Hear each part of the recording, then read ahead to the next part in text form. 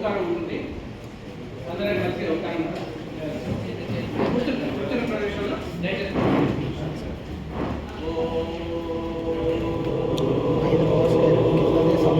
Escapes. Raw escape.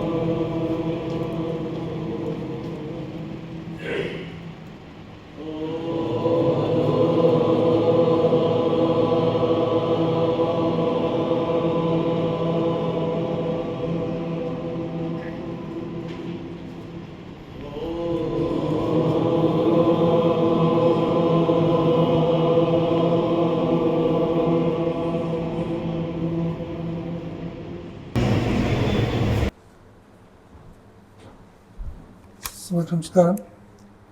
ఇప్పుడు సంస్కృతి talks యొక్క ఆవశ్యకత, దాని వెనుక ఉన్నటువంటి ఎఫర్ట్స్ గురించి డాక్టర్ యుఎం చౌదరి గారు మనకి చెప్తారు.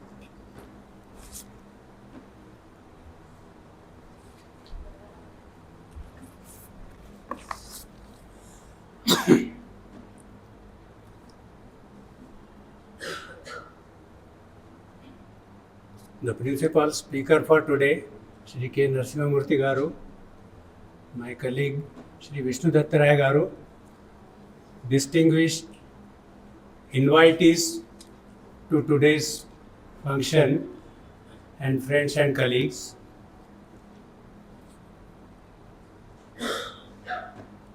I presume some of the people who were present for the last edition of Sanskriti Talks are also present here. So what I am going to say may be a bit of a repetition for some of you, but kindly bear with me for that, because I am also addressing the people who have come here for the first time today. I would just like to give a brief into the motivation behind beginning and conducting this Sanskriti Talks series, and how it has got a special place in Sanskriti Adhyayan Kendra and Sanskriti Foundation as a whole. You know, any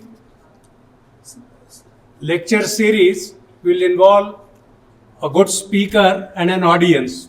That's the general description of talk series. So maybe people would think that this is just like that. In a talk series, maybe the topics addressed vary, I know, from anything to anything, maybe from Sukshma to Brahmandam, everything comes into that. And the audience are also of various tastes. They also, of course, the speakers are generally the experts on the topics they handle. So that's how general talks go. We have several fora which conduct this kind of talks. Prominent among them is Pragya Bharati. We started this Sanskriti Talks with a particular purpose. In the Sanskriti Adhyayan Kendra unit of Sanskriti Foundation, we are engaged in the process of revisiting our current public policy in the light of our culture. That is Sanskriti modified or Sanskriti guided public policy. That being a rather new pursuit, which to our knowledge has not been taken up anywhere in the country up to now seriously, is something new, and therefore people may not really know about it. So when we started about 4 years back, we realized that we need a platform wherein we have some kind of information sessions for people, which are information sessions but something more than that. Therefore, we have started this series of lectures on topics which gel well with the theme of reshaping the public policy in the light of the culture. So therefore the topics are something which relate to this theme, and therefore not any general topic. In any general topic, what happens is the the speaker delivers a good lecture, people do appreciate it, but afterwards it is forgotten, perhaps it remains in the memory for some time, and then there is no follow-up action.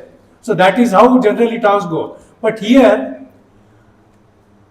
it is a little different. Well, I'll also mention here that not only the speaker, but the audience here are distinguished people. So we take efforts to ensure that very good, prominent, expert people are there as speakers, as well as the audience belong in their own right to big achievements in their professional lives.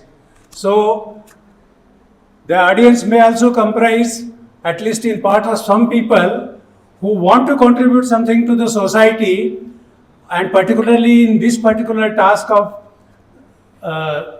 Sanskriti, inculcation of Sanskriti into the public policy domain, but may not exactly know how to do it, but their profession may have already ignited some idea in their minds about what needs to be done, at least in a vague manner. This talk is expected to strike a chord with them and sort of brings kind of initiation of that activity for at least some people, so that they can take it and pursue it if it happens to overlap with what they have been thinking in their area of work, or something in which they have interest, and also the interest is not casual but professional interest. So the professionals who have possibility of contributing to this, and also a theme which will induce them to do so, both the things are sought to be brought together in this kind of series. So this is the idea of the Sanskriti talks. We have had several talks in the last year and a half. I think the kit that you take also gives you a list of the talks conducted so far, so that you will get an idea of what kind of topics have been discussed, and you will immediately appreciate that they relate to our culture and its possible incorporation into the public policy. So this has been the theme of Sanskriti talks, and I'm also very happy to see that we are on an upward trajectory for the last 5-6 sessions or so, and every time we have had great response in the form of attendance from different distinguished people who have been invited, and also it has been followed by vigorous discussions. So in an ordinary talk series, people ask some questions just out of casual interest, but here perhaps people do ask questions which are more relevant and which pave the way for future pursuit of that theme in a positive or in a constructive way. So this is in general the purpose and the modus operandi of conduct of this Sanskriti talks. So today really we are glad that we are going further into the series. We have a talk which contributes to that. The Chanakya Niti is something which is known to, which at least we have heard of it, most of us have heard of it, and we are indeed happy that we have an eminent authority on that present amongst us here. So before concluding, I urge all of you to take keen interest, and also as an afterthought, keep thinking about the possible ways of making your own contribution to this theme based on the lecture that you are going to hear. So without taking any more of your time, I once again thank all of you for taking time on a weekend to come and be here for this Sanskriti Talk program. Thank you.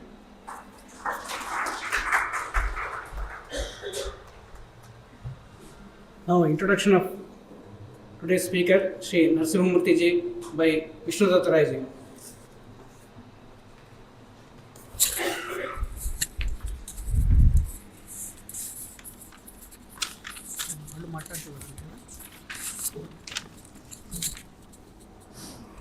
Good evening all. If we go on listing out the achievements of Sri Narasimhamurthy Garu, I think this evening will not be sufficient for us to totally describe those achievements. I'll just try to briefly introduce him to the audience here Sri Narasimhamurthy Garu had a brilliant academic career, getting ranks in both the Chartered Accountancy examination and ICWA examinations in the year 1983.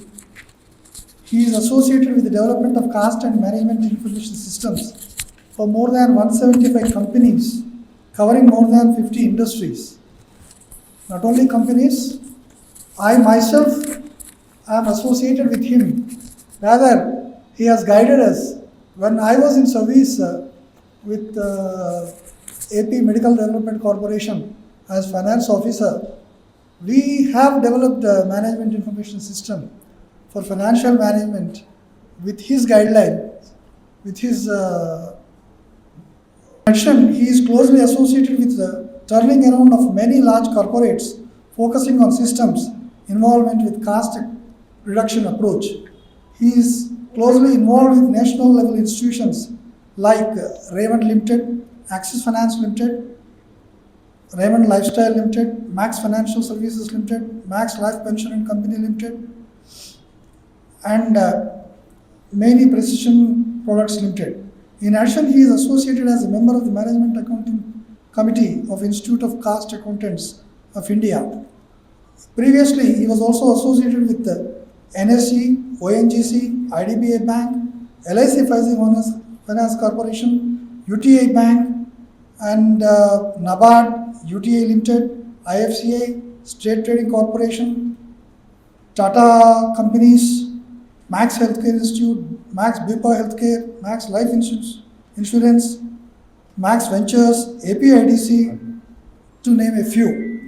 He was also associated with many cooperative banks for in the development of their accounting standards.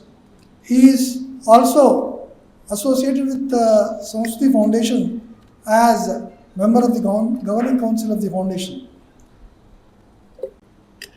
He is also associated with the development of cost accounting record rules for many industries as member of Advisory Committee, Department of Corporate Affairs, Government of India. This is the brief introduction of him. With this,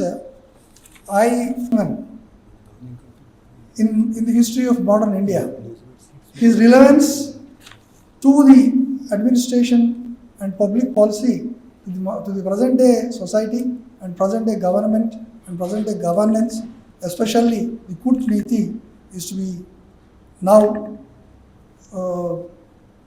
will be explained to us by Sri K. Narasimhamurthy Garu, and I request Sri K. Narasimhamurthy Garu to come on to the lesson. Thank you very much.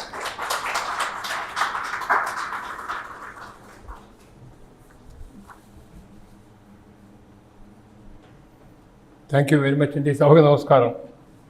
అందరూ పెద్దలు అందరికీ నమస్కారం. నేను తెలుగులో మాట్లాడాలా ఇంగ్లీష్లో మాట్లాడాలా అని చెప్పి అడిగాను. తెలుగులో మరి అందరికీ ఎక్కువ తెలుగు తెలుసండి అని చెప్పారు ఆయన. నాకు ఈ సబ్జెక్ట్ మీద కాస్టింగ్ సిఏ చదివే రోజుల్లో చాలా ఇంట్రెస్ట్ ఉండేది. చదివాను నేను subject.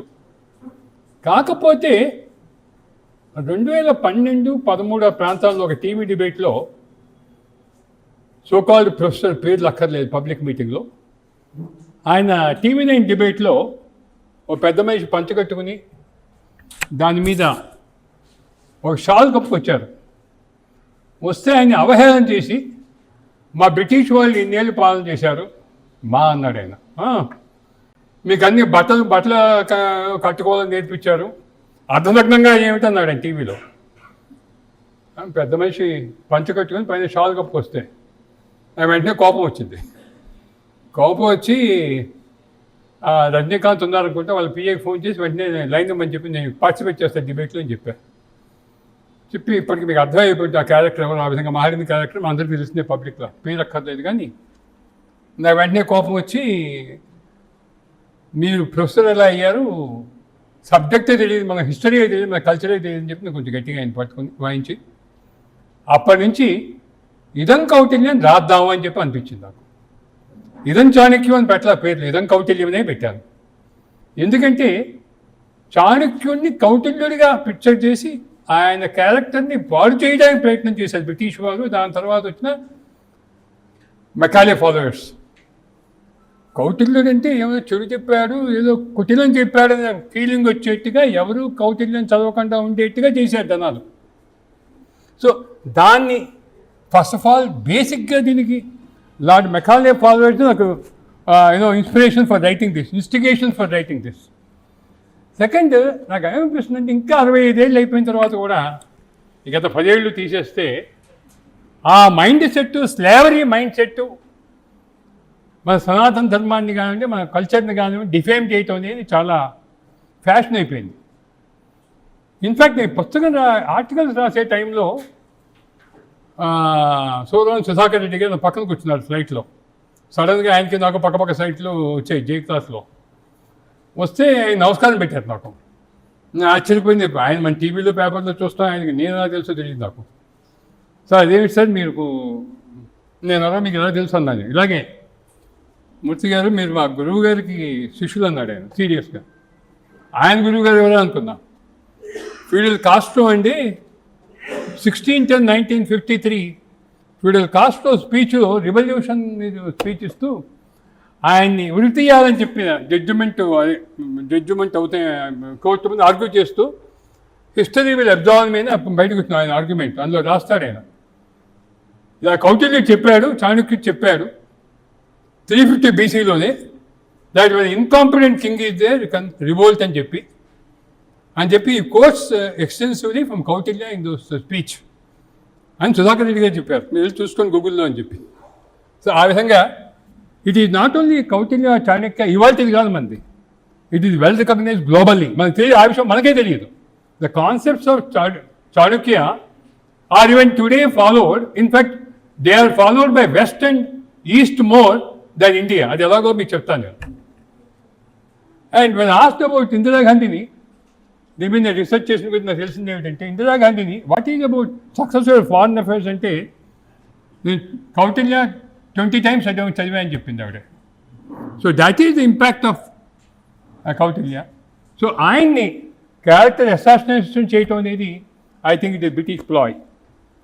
So this is the basic thinking of my writing this book. Articles ఆంధ్రజ్యోతిలో ఒక 53-54 ఆర్టికల్స్ వస్తే పుస్తకంగా మలచడం అయింది. అఫ్కోర్స్ ఈ సందర్భంలో కొండ్రుమట్ల రామచంద్రమూర్తి గారిని, దామరాజు వెంకటేశ్వరరావుని వాళ్ళకి ధన్యవాదాలు చెప్పాలి. They have contributed to lot to my book of this. నా బిలీఫ్ ఏమిటంటే జాతి మనుగడకి జాతి ఔన్నిత్యం మూలం. మెకాలే చేసిన పెద్ద బ్రిటిష్ మొఘలు చేయలేకపోయారు. British could succeed. మొఘళ్ళకి ఆ తెలియలేదు. ఎంతసేపటికి మొఘళ్ళు బలంతో మతమార్పిడి చేయడం తప్ప మెకాలే వాట్ హీ డిడ్ డైరెక్ట్గా అటాక్ చేశాడు. When he saw the prosperity we are first most, 1600-1400లో we are the top most GDP in the world, followed by China. ఇక్కడికి వచ్చిందో దరిద్రం లేదు, ఎక్కడ చూసినా ప్రాస్పరిటీ. ఎలా కొట్టాలి సంఘాన్ని, ఈ ఇండియాని కాంకర్ ఎలా చేయాలంటే దెన్ ఈ thought only way is to break their self pride. అక్కడ స్టార్ట్ అయింది war. So I strongly believe జాతి మనుగడికి జాతి ఔన్నిత్యం మూలం. ఇన్ఫ్యాక్ట్ మన ఇంట్లో కూడా, మన ఫ్యామిలీలో కూడా ఊరికే పెద్దవాళ్ళని తిడుతూ పోయారనుకోండి, న్యూనతాభావం వస్తుంది. ఆ న్యూనత తెలిపించి కొడదాం అనుకున్నా ఆయన సక్సీడ్ అయ్యాడు. British succeeded. సో అర్థశాస్త్రాలు ఓన్లీ కుటిలం, డిఫెన్సు చెప్పారని అనుకుంటారు. అర్థశాస్త్రాల్లో చెప్పింది ఇన్ఫ్యాక్ట్ ఇది బిగ్ సివిల్ కోడ్. బ్రాడ్గా what are the items covered, బ్రాడ్గా administration, governance from village level to the central level, agriculture, industry and trade. ఆ రోజుల్లో సిటిజన్షిప్ ఐడెంటిటీ కార్డు ఉండేది, ఇవాళ మన ఆధార్ కార్డు అంటున్నాం. Legal system, government finances, economic service, అవన్నీ ఉగాది నుంచి ఉగాది దాకా ఉండేవి ఆ టైంలో. And accounting and budgeting, ethics based accounting. In fact, whole accounting concept is ethics based. Taxation structures చాలా ఆశ్చర్యంగా ఉంటుంది. కొంతమంది అంటారు 350 BC అంటారు, కొంతమంది 250 BC అంటారు. 250 అయినా 350 అయినా ఒకటి అనుకోండి. ఆ టైంలోనే మీరు చాలా ఆశ్చర్యపోతారు, వ్యాట్ సిస్టమ్ ఉంది. So excise, sales tax, sales tax pay చేసినప్పుడు ఎక్సైజ్ వేటబుల్ ఉండేది ఆ రోజుల్లో. Import duties, export duties, penalties, countervailing duties, VAT, వాటికి డిఫరెంట్ పేర్లు ఉన్నాయి, సంస్కృతం పేర్లు ఉన్నాయి. కానీ ఇవన్నీ ఉన్నాయి. నా పేర్లు రాయకుండా నేను మన పేర్లు రాస్తాను, మీకు మనకు అర్థం కావాలి. బ్యాంకింగ్ అండ్ ఫైనాన్స్ సిస్టమ్ ఆ టైంలో ఎలా ఉందో మీకు చెప్తాను నేను. Human resource development, universities. బేసిక్గా ఆయన అనుకుంది ఏమిటంటే హ్యూమన్ రిసోర్సెస్ గట్టిగా లేకపోతే నేషన్ గట్టిగా ఉండదని చెప్పి ఆయన నమ్మాడు ఆయన. సో చాణక్యుడు ఆ విధంగా నమ్మటం వల్ల హ్యూమన్ రిసోర్సెస్ చాలా ఫోకస్. తక్షశిల, నలంద, విక్రమశిల ఆ టైంలో ఉండేవి. ఫారిన్ అఫైర్స్ మీద ఆయన చేసింది చాలా ఎక్సలెంట్ ట్రీటింగ్ అండి బుక్లో. ఈరోజు మోడీ గారు చేసేవన్నీ కూడా మనం చూసే చాణక్యం నుంచి వచ్చేందుకు మనకి అర్థమైపోతూ ఉంటుంది. అవి మేము డీటెయిల్ తర్వాత చెప్తాను. ట్రీటీస్ బిట్వీన్ కంట్రీస్లో ఏం రాయాలి, ఏం రాయకూడదు, ట్రీటీస్లో ఎలా ఉండాలి, చాలా క్లియర్గా ఎక్స్ప్లెయిన్ చేస్తాడు. అంబాసిడర్స్ విధి విధానాలు, వాళ్ళు ఎందుకు ఎలా బిహేవ్ చేయాలి, trade and commerce, brokers dos and don'ts. ట్రేడర్ల మీద చాలా పకడబందీ కంట్రోల్ ఉండేది ఆ రోజుల్లో. They should not exploit producers అని చెప్పి. Defence forces, the treatment, geography, civil code, dos and don'ts. Civil code use to play very vital role. ధర్మం 4 కాలాల పాటు బ్రిటిష్ వారు వచ్చే ముందు ఉందంటే strong civil code, dos and don'ts and penalties. Penalties చాలా గట్టిగా ఉండేవి for not doing the right thing. Penalties for not doing right thing అండి, not that penalties for doing wrong thing. Penalties were there for not doing right thing. So బ్రాడ్గా కొన్ని topics detail cover చేస్తాను. Agriculture, rainfall మీద ఒక బేసిక్గా మనం ఆలోచించాల్సింది ఏంటంటే ఆ రోజుల్లో కంట్రీస్ చిన్న కంట్రీస్ ఉండేవి. ఈవెన్ మన ఇండిపెండెన్స్ వచ్చేప్పటికీ 350 కంట్రీస్ ఉన్నాయంటారు. 350 kings are there which are all Sardar Patel గారు అందరినీ తీసుకొచ్చారు ఒక దేశంలోకి. అంతకుముందు చిన్న కంట్రీలు మన ఆంధ్రప్రదేశ్లో చూడండి, చల్లపల్లి జమీందారు అంటారు. చిన్న ఒక 3-4 జిల్లాలు, 2 జిల్లాలు, ఒక రాజ్యాలు ఉండేవి, చిన్న రాజ్యాలు. సో ఇన్ని రాజులు ఆ ఏరియాలో how the administration should be there. అందుకే అంత డీటెయిల్గా మనకి డిఫెన్సు, ఫారిన్ అఫైర్స్ అంత డీటెయిల్గా ఉన్నాయంటే చిన్న రాజ్యాలు ఉన్నాయి కాబట్టి ఆ రాజ్యాల్లో ఏ విధంగా రాజులు పరిపాలించాలి, ఎలా కంట్రోల్ చేసుకోవాలి, ఎలా లా అండ్ ఆర్డర్ చూడాలి, ఇవన్నీ చాలా పక్కగా he has drafted it.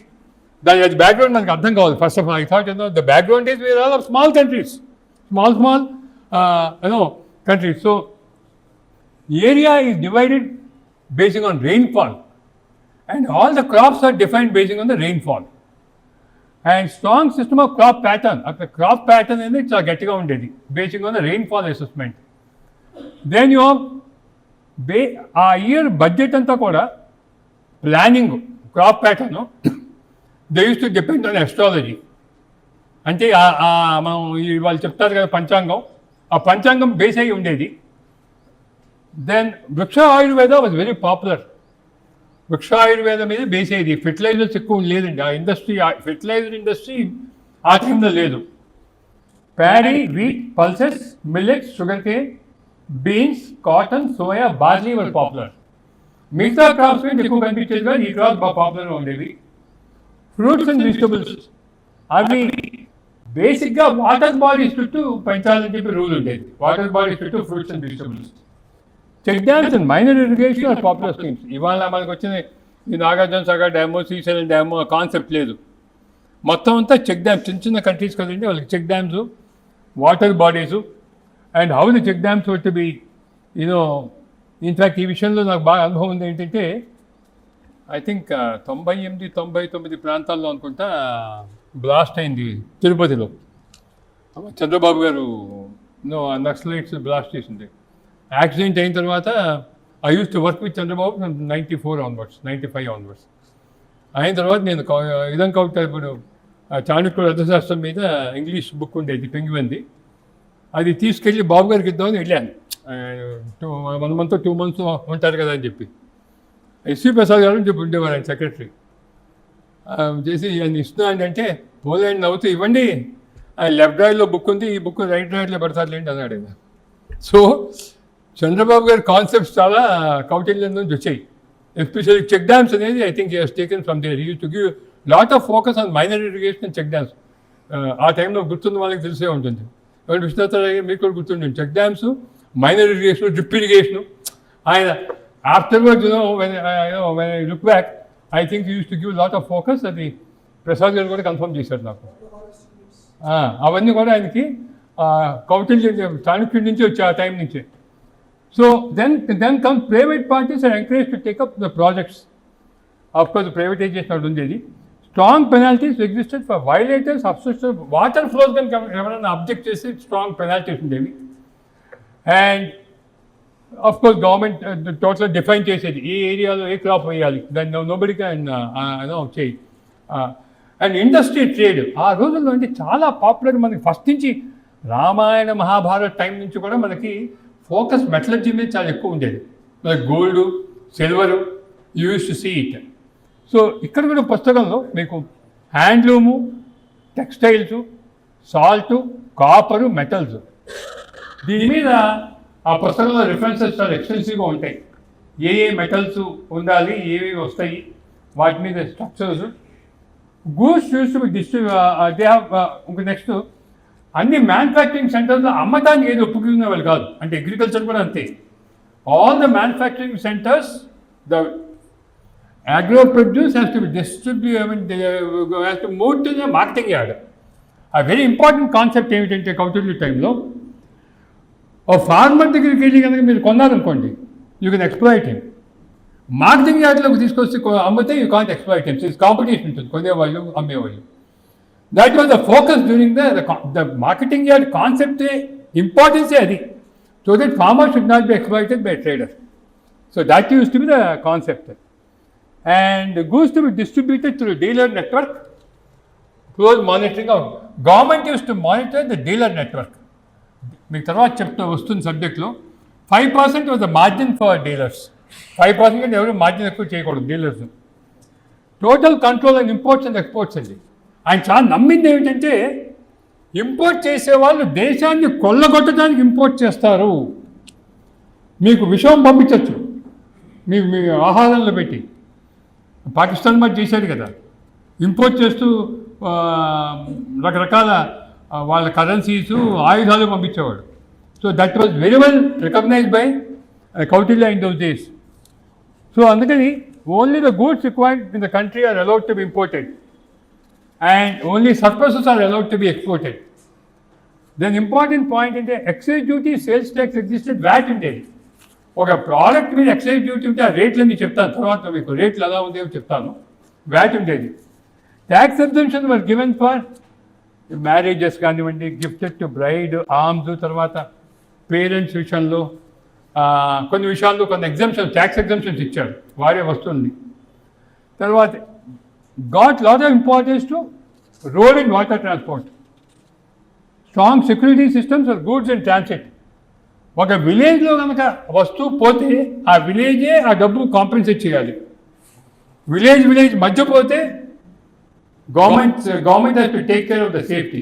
But village కనుక ప్రెమిస్ ఏరియాలో కనుక పోతే the village has to take responsibility. ఆ రోజు ఆ విధంగా ఉండేది. ఇన్పుట్ అవుట్పుట్ రేషియోస్ గమ్మత్ ఏమిటంటే ఇవాళ దాకా ఇన్పుట్ అవుట్పుట్ రేషియోస్ లేవండి ఇండస్ట్రీకి. ఇన్ఫ్యాక్ట్ ఎక్సైజ్ డ్యూటీ డిపార్ట్మెంట్ వాళ్ళు కొంచెం చూస్తూ ఉంటారు, ఇంత ఇన్పుట్ అయింది, ఇంత అవుట్పుట్ వచ్చింది.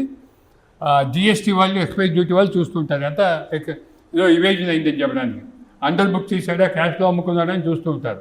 కానీ ఆ రోజుల్లోనే input output ratio for textile, gold jewellery, silver, metals ఉండేది. So government use to the chief controller of they use to monitor. Then punishments are strong control on weights and measures control. Then punishments are severe in case of patients suffer due to negligence of doctors. కొంచెం గమ్మత్తుగా ఉంటాయండి ఇవన్నీ కూడా. ఆ రోజులు ఇంత స్ట్రిక్ట్గా follow అయ్యారు. Government has invest in lands, dams, ponds, lakes, water ways. ఇవాళకి కూడా అంటే ఈ మధ్య వచ్చే బ్యాక్ ఫిల్లింగ్ నామ్స్ ఆ రోజుల్లో ఉన్నాయి. ఎంత ఆశ్చర్యంగా ఉంటుందో చూడండి. మైన్స్ ఉంటే మైన్స్కి బ్యాక్ ఫిల్లింగ్ నామ్స్ అంటే ఒకసారిగా మైన్ తవ్వేస్తే దాన్ని బ్యాక్ ఫిల్ చేయాలి విత్ శాండ్ అండ్ అని చెప్పి గత 25 ఏళ్ళుగా 20 ఏళ్ళ క్రితం నామ్స్ వచ్చేయండి. ఇది ఆ రోజుల్లో ఉన్నాయి. Copper, iron ore, lead, silver, gold, tin were widely of course use metals. అడ్మినిస్ట్రేషన్కి వచ్చామనుకోండి, how is administrative structure? Villages, hamlet, sub district, districts, division, state. 10 విలేజ్లు ఒక సబ్ డిస్ట్రిక్ట్, 20 సబ్ డిస్ట్రిక్ట్ ఒక డిస్ట్రిక్ట్, 20 డిస్ట్రిక్ట్స్ ఒక division, 20 divisions regional headquarters, state and centre. So this is the level of administration in those days. Well-defined administrative structure and service rules. How to frame a rule and prepare a government order.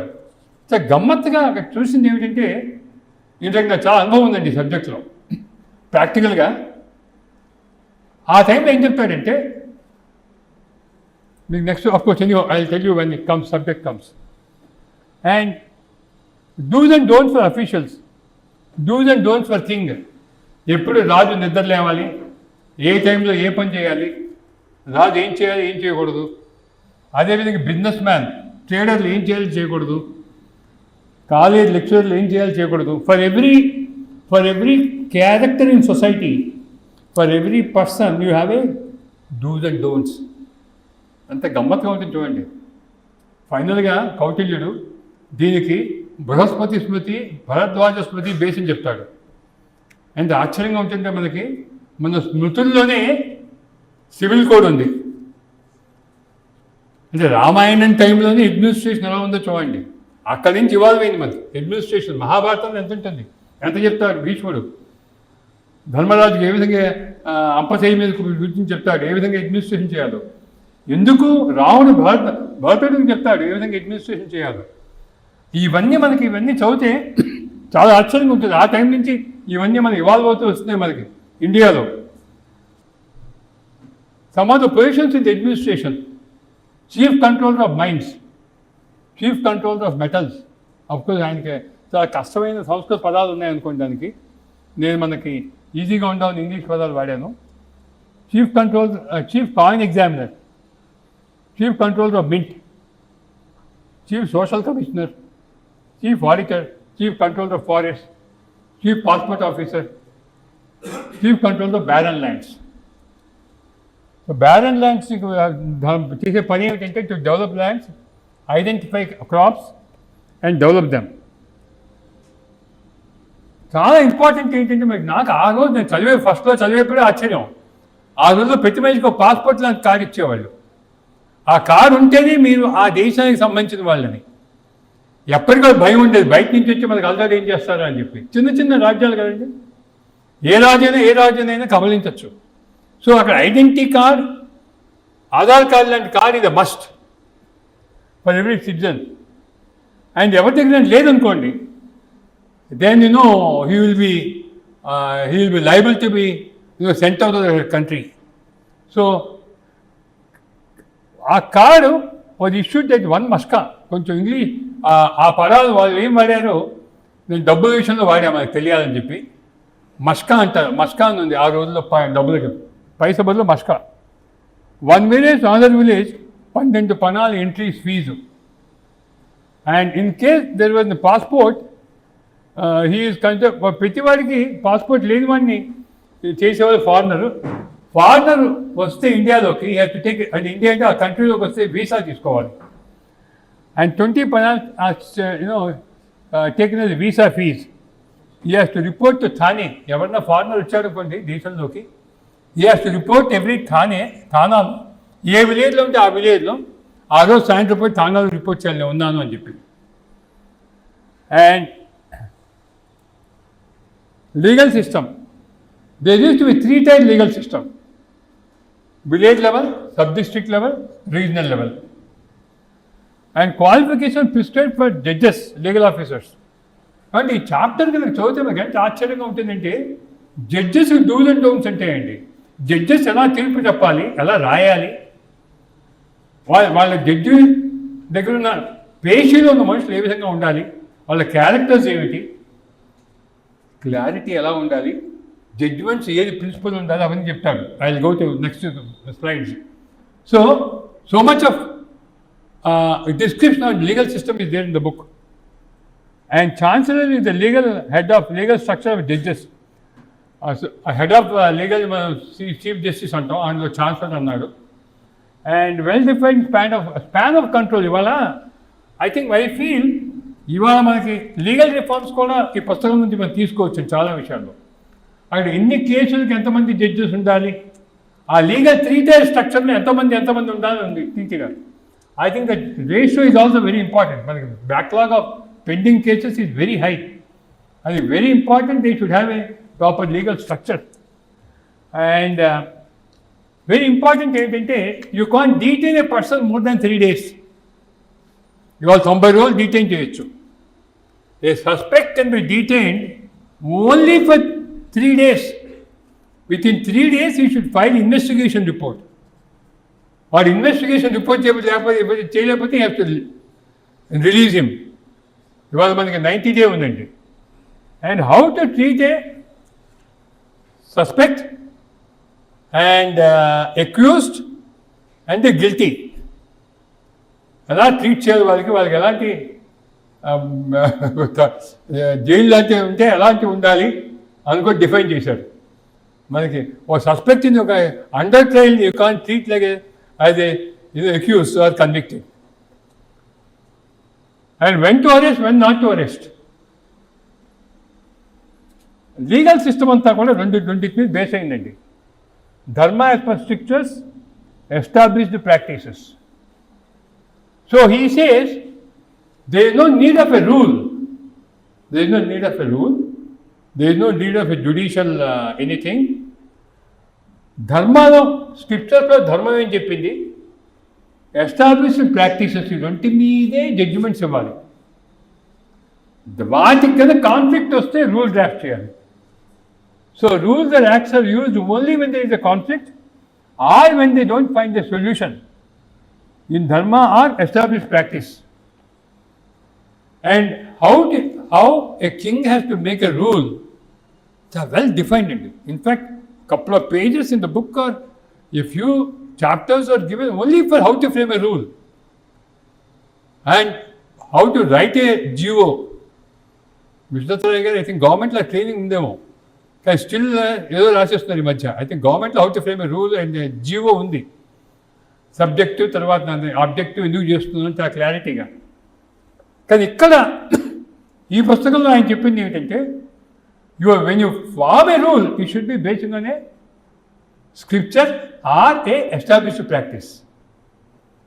నేను దీని మీద నాకు చాలా రెండు interesting స్టోరీస్ని I want to share with you అండి.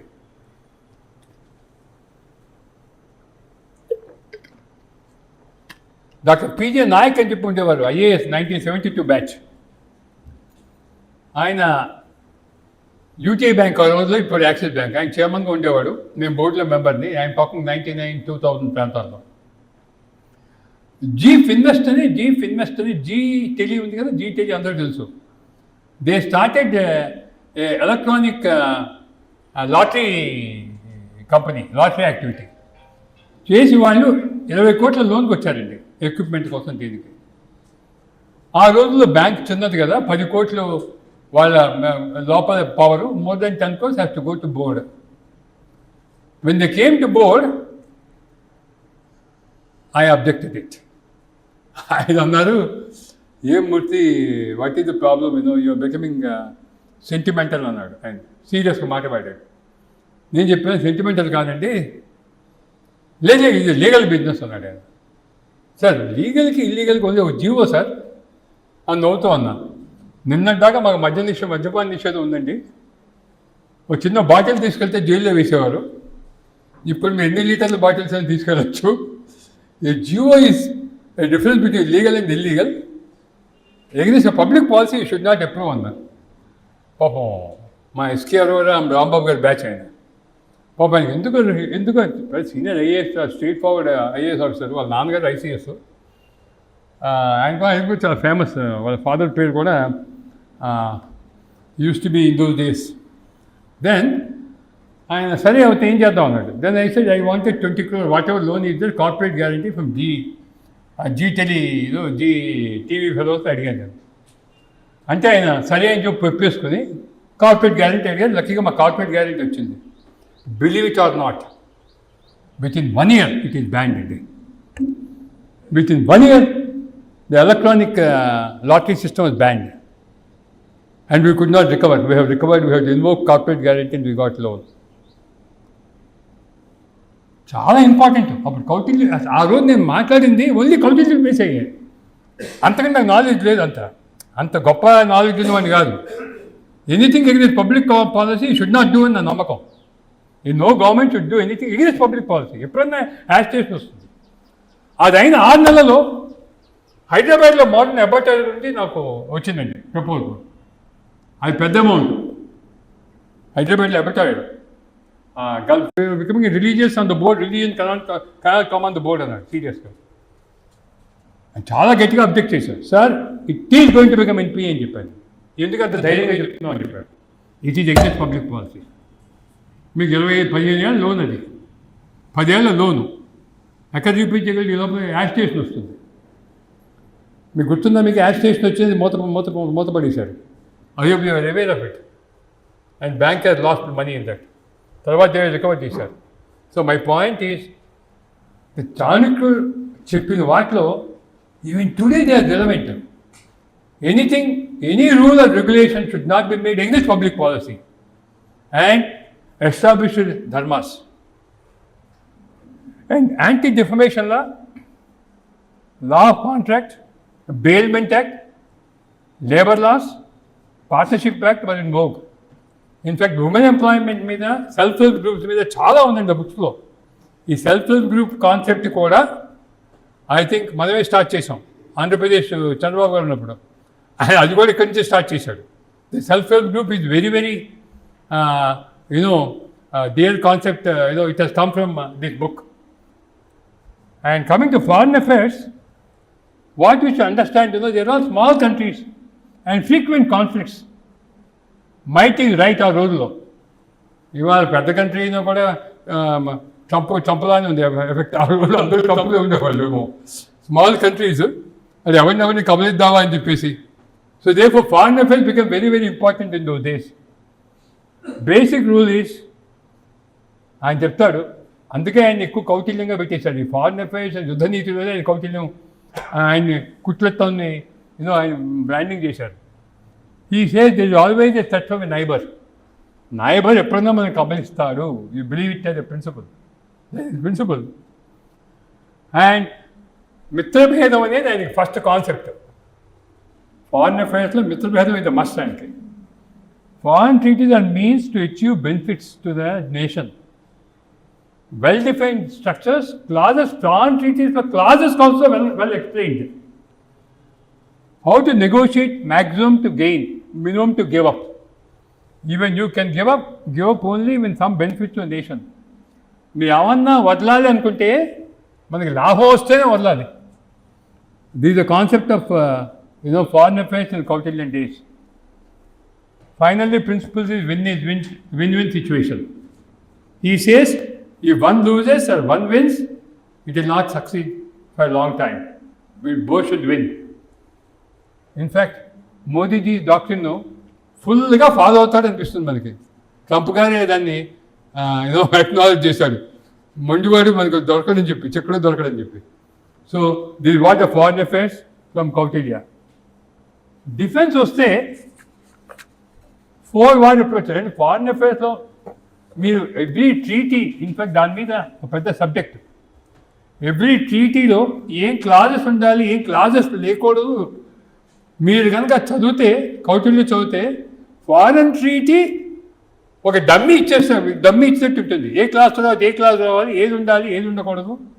Exchange of goods, sales, trading and exchange of people. ఎవరిని exchange చేయొచ్చు, ఎవరిని ఎక్స్చేంజ్ చేయకూడదు, ఎలాంటి వాళ్ళని పంపించాలి, ఇవన్నీ ఉంటాయండి. And very important next is యుద్ధ నీతులు. ఈ టాక్స్ అబౌట్ 4 types ఆఫ్ యుద్ధ నీతి. మంత్రయుద్ధ, డిప్లొమసీలో వీక్ చేసి కొట్టేయటం.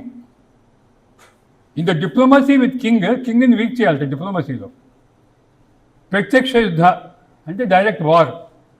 చేసిన ప్లేస్లో ఎలా ఉందో అది చేసేయటం, ఒక ప్లేస్ అనుకోవడం, యుద్ధం చేయడం, గెలవటం. కుటిల యుద్ధ అంటే ప్రతిరోజు మనం చేసేది అదే, మనం చూస్తాం. Making a king psychologically week. As stations తీసుకురావటం, పబ్లిక్ యాజ్ స్టేషన్స్ మన అయింది కదా ఇప్పుడు బంగ్లాదేశ్లో. సో పబ్లిక్ యాజ్ స్టేషన్స్ తీసుకురావటం, అప్రోడ్ తీసుకురావటం, కింగ్ని సైకలాజికల్ వీక్ చేయడం, కొట్టేయటం. అది కుటిల యుద్ధ. కోట యుద్ధ ఆంతరంగికంగా మీరు విద్రోహుల్ని తయారు చేసి రాజుని చంపటం. సో ఈ 4 రకాల యుద్ధాలు ఉన్నాయని చెప్తాడు ఆయన యుద్ధంలో. ఏ సిచ్యువేషన్ ఎలా ఫాలో అవ్వాలని చెప్పి అడ్వకసీ ఇస్తాడు. అండ్ ఈ యుద్ధాలను ఎలా ప్రివెంట్ చేయాలి, ఎలా జాగ్రత్త పడాలో చెప్తాడు. ఈ 2 చెప్తాడు. డిఫెన్స్ ఫార్ములేషన్స్ ఏమంటే అంత ఆశ్చర్యంగా ఉంటుంది. డిఫెన్స్ ఫార్ములేషన్స్ మీద మీకు ఎటువంటి, మీ పద్మవ్యూహం ఉన్నారు కదా, పద్మవ్యూహం, నాగవ్యూహం, ఇవి చదివే మీరు వినేవన్నీ కూడా, మహాభారతంలో చెప్పే వినేవన్నీ కూడా కౌటిల్య అర్థశాస్త్రంలో అన్ని వ్యూహాలు వస్తాయి. ఏ విధంగా మిలిటరీ ఫార్మేషన్స్ ఉండాలి, ఎవరు ముందు ఉండాలి, ఎవరు వెనక ఉండాలి, ఎలా ప్రిపేర్ అవ్వాలి. అండ్ అశ్వ యుద్ధం, అశ్వాలు తర్వాత ఏనుగులు, తర్వాత ఇవన్నీ పదార్థ దళాలు, వాళ్ళకి ఫుడ్ ఎలా తీసుకెళ్ళాలి, ఎలా క్యాంప్స్ అరేంజ్ చేయాలి, ముందు ఎలా ప్రిపేర్ అవ్వాలి, డాక్టర్స్ ఎలా తీసుకెళ్ళాలి, యుద్ధంలో పడిపోగానే దెబ్బతగలగానే ట్రీట్మెంట్స్ ఇవ్వాలి, ఏ పొసర్లు ఉండాలి, ఏ మందులు తీసుకెళ్ళాలి. He gives a whole lot of structure before going to war. The preparation for war, ఆహార పదార్థాలు ఏ టైంలో యుద్ధం చేయాలి. ఈ సేస్ వానాకాలం యుద్ధం చేయకూడదని చెప్తాడు. సో ఈ says so detailed, when to start, how to start, when to end it, and what preparations to be taken for the war, and how to divide enemies, types of enemies, divide and rule, support systems for war, preparation for war, time to declare war, and how to trap enemy, and when to withdraw from war. ఇంత చెప్తారండి. Defence, foreign affairs, defence, and focus అంతా foreign affairs, defence చాలా ఎగ్జాక్ట్గా ఉంటుంది. Then HR, geography. మనకి geography అనేది, మన Macaulay lovers ఉన్నారు ఇంకా మనకి ఇండియాలో, బాగానే ఉన్నారు, సామాన్యంగా లేరు. వీళ్ళందరూ ఏదో బ్రిటిష్ వాళ్ళు మనకి కాంటూర్ మ్యాప్స్ ఇచ్చారు, ఇవేవి. I get irritated when somebody talks, British వాళ్ళు మనకి ఏమైనా కాంటూర్ మ్యాప్స్, ఇండియన్ జియోగ్రఫీ అంతా వాళ్ళు ఇచ్చారని చెప్పి. అసలు కౌటిల్య టైంలోనే, అందుకని రామాయణం టైంలో సుగ్రీవుడు చెప్తాడు వానరులకి ఏ సైడ్ వెళ్ళాలి, ఏ సైడ్ వస్తే ఏ నదులు వస్తాయి, అక్కడ ఎటువంటి చెట్లు ఉంటాయి, ఎటువంటి ఫలాలు ఉంటాయి, ఏవి తినకూడదు, ఏవి తాకూడదు, ఎలాంటి మనుషులు ఉంటారు, ఎలా హామ్ చేస్తారు.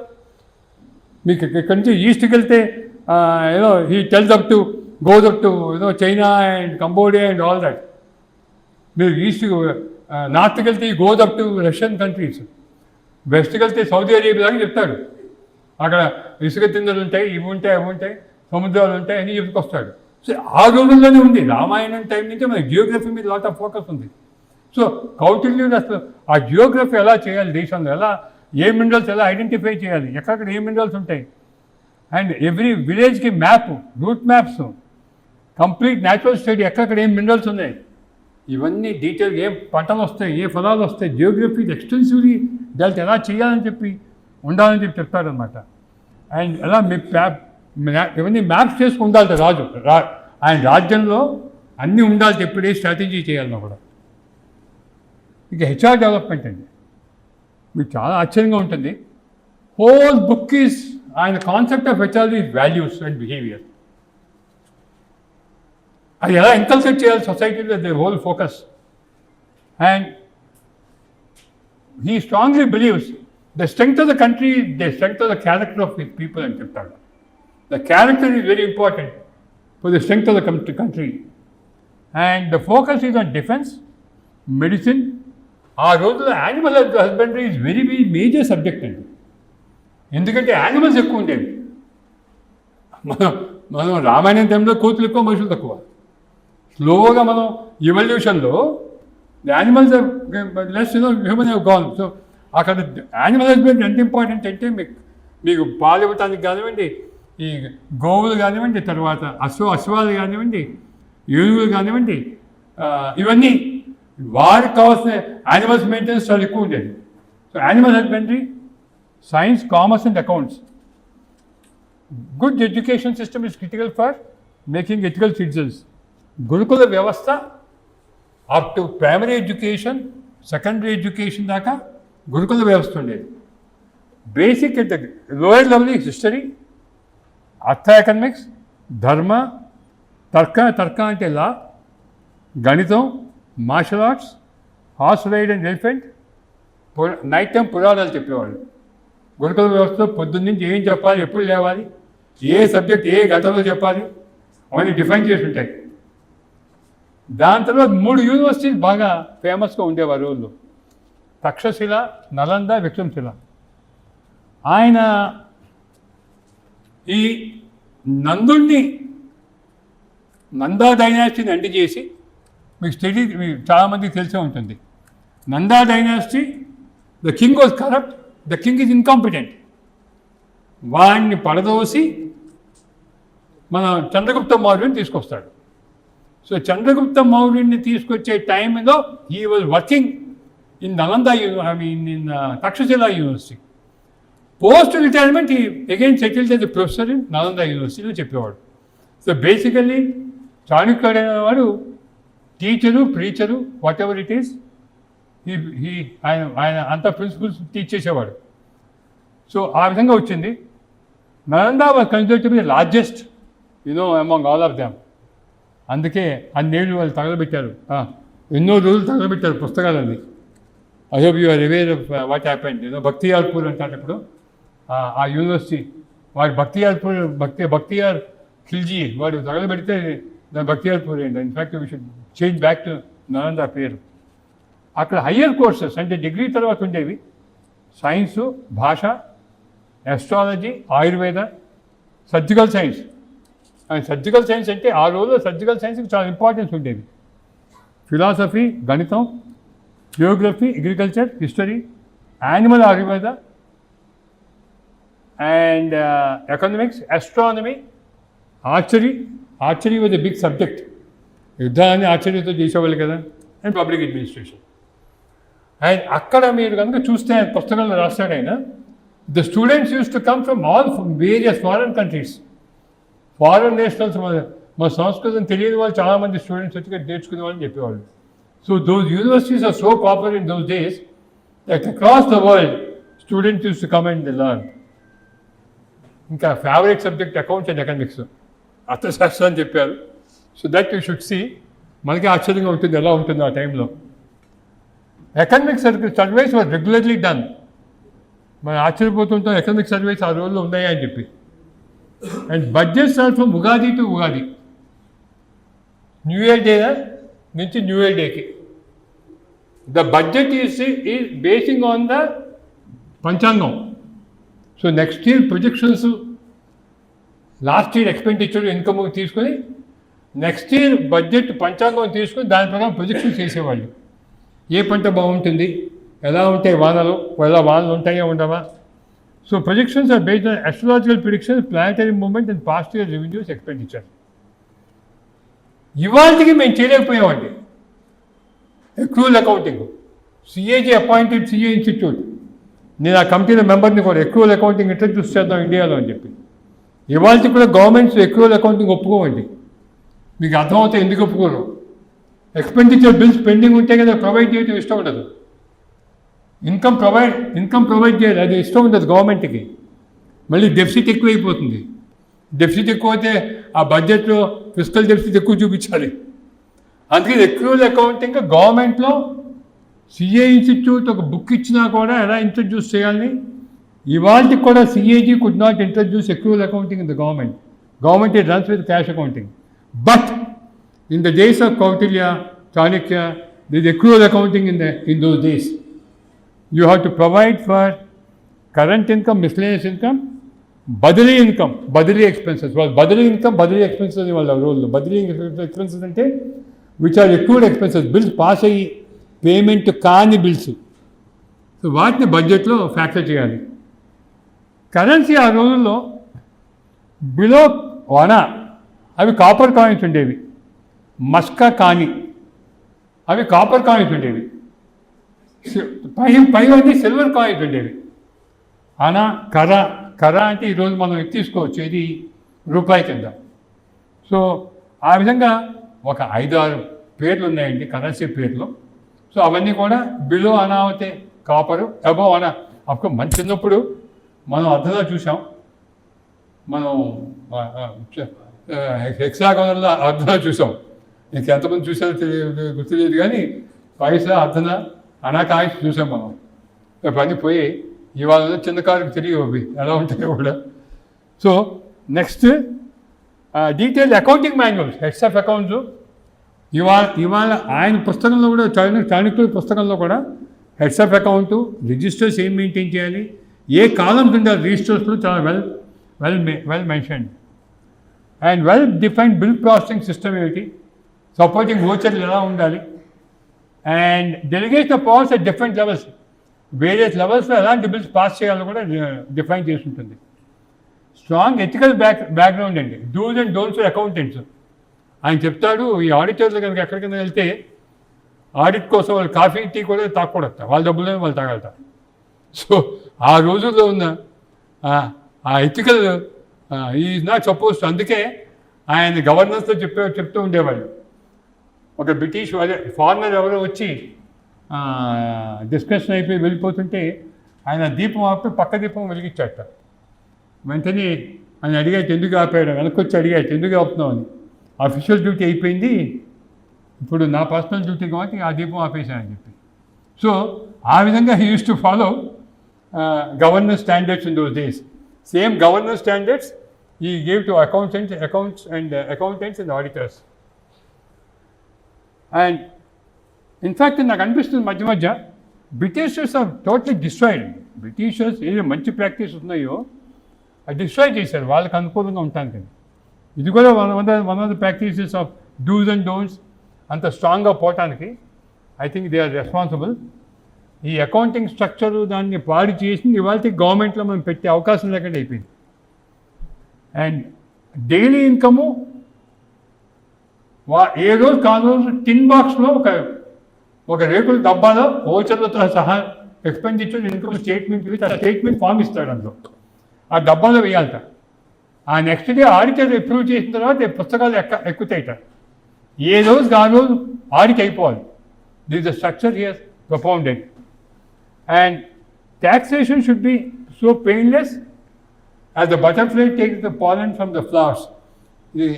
ఈ పిచ్చి ఫైనాన్స్ మినిస్టర్ వాడేస్తుంటారు ఈ స్టేట్మెంట్. ఇది ఈవెన్ నిర్మలా సీతారామన్ గారు వాడేశారు ఈ స్టేట్మెంట్. ఇది ఐ థింక్ చిదంబరం కూడా 2 సార్లు అన్నాడు ఆయన. Every finance minister uses the statement. He believes that tax governance and expenditure governance should be transparent. అప్పుడే అందరూ పబ్లిక్ కంట్రిబ్యూట్ చేస్తారు ట్యాక్స్ అని చెప్పి ఆయన నమ్మకం. అప్పుడున్న ట్యాక్స్ స్ట్రక్చర్ ఎలా ఉందంటే శుల్క, కస్టమ్స్ ట్యాక్స్, ప్రవేశ్య, ఇంపోర్ట్ డ్యూటీ, నిష్కార్య, ఎక్స్పోర్ట్ డ్యూటీ, ద్వారాభి కన్య, ఆక్సాయ్ టోల్ ట్యాక్స్, వ్యాజీ ట్రాన్సాక్షన్ ట్యాక్స్, భాగా ఎక్సైజ్ డ్యూటీ, వర్తాని రోడ్ సెస్. ఆ రోజు కూడా రోడ్ సెస్ ఉంది, ఇప్పుడు రోడ్ సెస్ కాదు. So this are the taxation structures are there. Parishu monopoly tax, Pindakara taxes in kind. వ్యవసాయంలో they use to take taxes in kind అండి. వ్యవసాయానికి సంబంధించిన వాటి మీద ట్యాక్సెస్ ఇన్ కైండ్. సేన వ్యక్తం, సేన నిర్వాచన సుంకం, మేజర్ ఇన్కమ్ ఈజ్ పెనాల్టీస్. అక్కడ మేజర్ ఇన్కమ్ ఈజ్ పెనాల్టీస్ అండి. మీరు రోడ్డు మీద వెళ్తున్నారు అనుకోండి, పక్కన కూడా పడిపోయాడు అనుకోండి, మీరు లేపలేదు అనుకోండి, వాళ్ళు లేపలేదని చెప్పారు అనుకోండి, ట్యాక్స్ వేసేస్తారు, పెనాల్టీ వేసేస్తారు. సో ఆ రోజు సొసైటీ ధర్మాన్ని నిలబెట్టకపోతే penalty, and penalty is the major income for the government. Major head of account is penalties. In fact దాన్ని భ్రష్టు పట్టించారు బ్రిటిష్ వాళ్ళు వచ్చి మొఘల్లో. దానివల్లే మనకి ప్రాబ్లం వచ్చింది. అది అసలు ఈ సొసైటీలో ఈ ఇంత లాలెస్నెస్ పెరగడానికి I strongly believe that is the reason. Not having tax for not upholding not doing the right thing. Maximum tax rate is 16% అండి, మినిమం 4%. ఫైనల్గా గవర్నమెంట్ ప్రస్తుతం 18కి వచ్చామండి మనం. అంత పోయి 40, 50, 100% ట్యాక్స్, 80% ట్యాక్స్. ఫైనల్గా జిఎస్టీ మనం మ్యాక్సిమం 18కి వచ్చాం, ఎక్సెప్ట్ సిన్ గూడ్స్ తప్ప. ఆ రోజుల్లోనే 16 చెప్పారు కౌటిల్యుడు, మ్యాక్సిమం 16% ట్యాక్స్ విత్ వ్యాట్. ఏ ట్యాక్స్ అనేది కానివ్వండి, అన్నీ కలిపి 16. అండ్ మినిమం ట్యాక్స్ 4%. అఫ్కోర్స్ ఇవాళ మినిమం 0 కూడా పెట్టారు కొన్ని ఐటమ్స్ మందుల మీద. And tax rates are use for moderating economy. Taxation structure meant for economic growth. అది ఆయన ప్రిన్సిపల్. టాక్సేషన్ స్ట్రక్చర్ ఎకనమిక్ గ్రోత్కి వాడుకోవాలని principal. VAT was there. Any tax paid by anywhere it will be vatable. ఫైనల్గా వచ్చే payment of sales tax అన్నీ adjust అవుతాయి. And custom duties are use to regulate imports exports into the country. Imports ఎక్స్పోర్ట్స్ని control చేయడానికి customs duties వాడుకున్నారు. చాలా important అండి. అది మనం దానివల్ల మనం సఫర్ అయ్యాం కూడా ఇండియాలో. చైనా చేసింది, అందరూ చేశారు, మన ఇండియాలో వాడుకున్నారు. ఈ believe neighbours dump the goods to destroy economy. మన ఎకానమీని డిస్ట్రాయ్ చేయటానికే పక్క వాళ్ళు డంప్ చేస్తారు గూడ్స్ అని నమ్మారు. Every import has to be fully quality tested. Quality test కాకుండా ఏ ఇంపోర్ట్ దేశంలోకి రాకూడదు. అది మనం నిన్నటిదాకా చేయలేదండి, మొన్నటిదాకా చేయలేదు. ఇప్పుడు కూడా కొన్నే చేస్తున్నాం. అమెరికాకి ఏమన్నా పంపించాలంటే FDA అప్రూవల్ అంటాడు, జర్మనీకి కానీ ఎక్కడ GMP అప్రూవల్ అంటారు. చైనాకు ఒక వస్తువు పోదు అందరి క్వాలిటీ టెస్టెడ్. మనమే చెత్త క్వాలిటీ చేస్తున్నాం.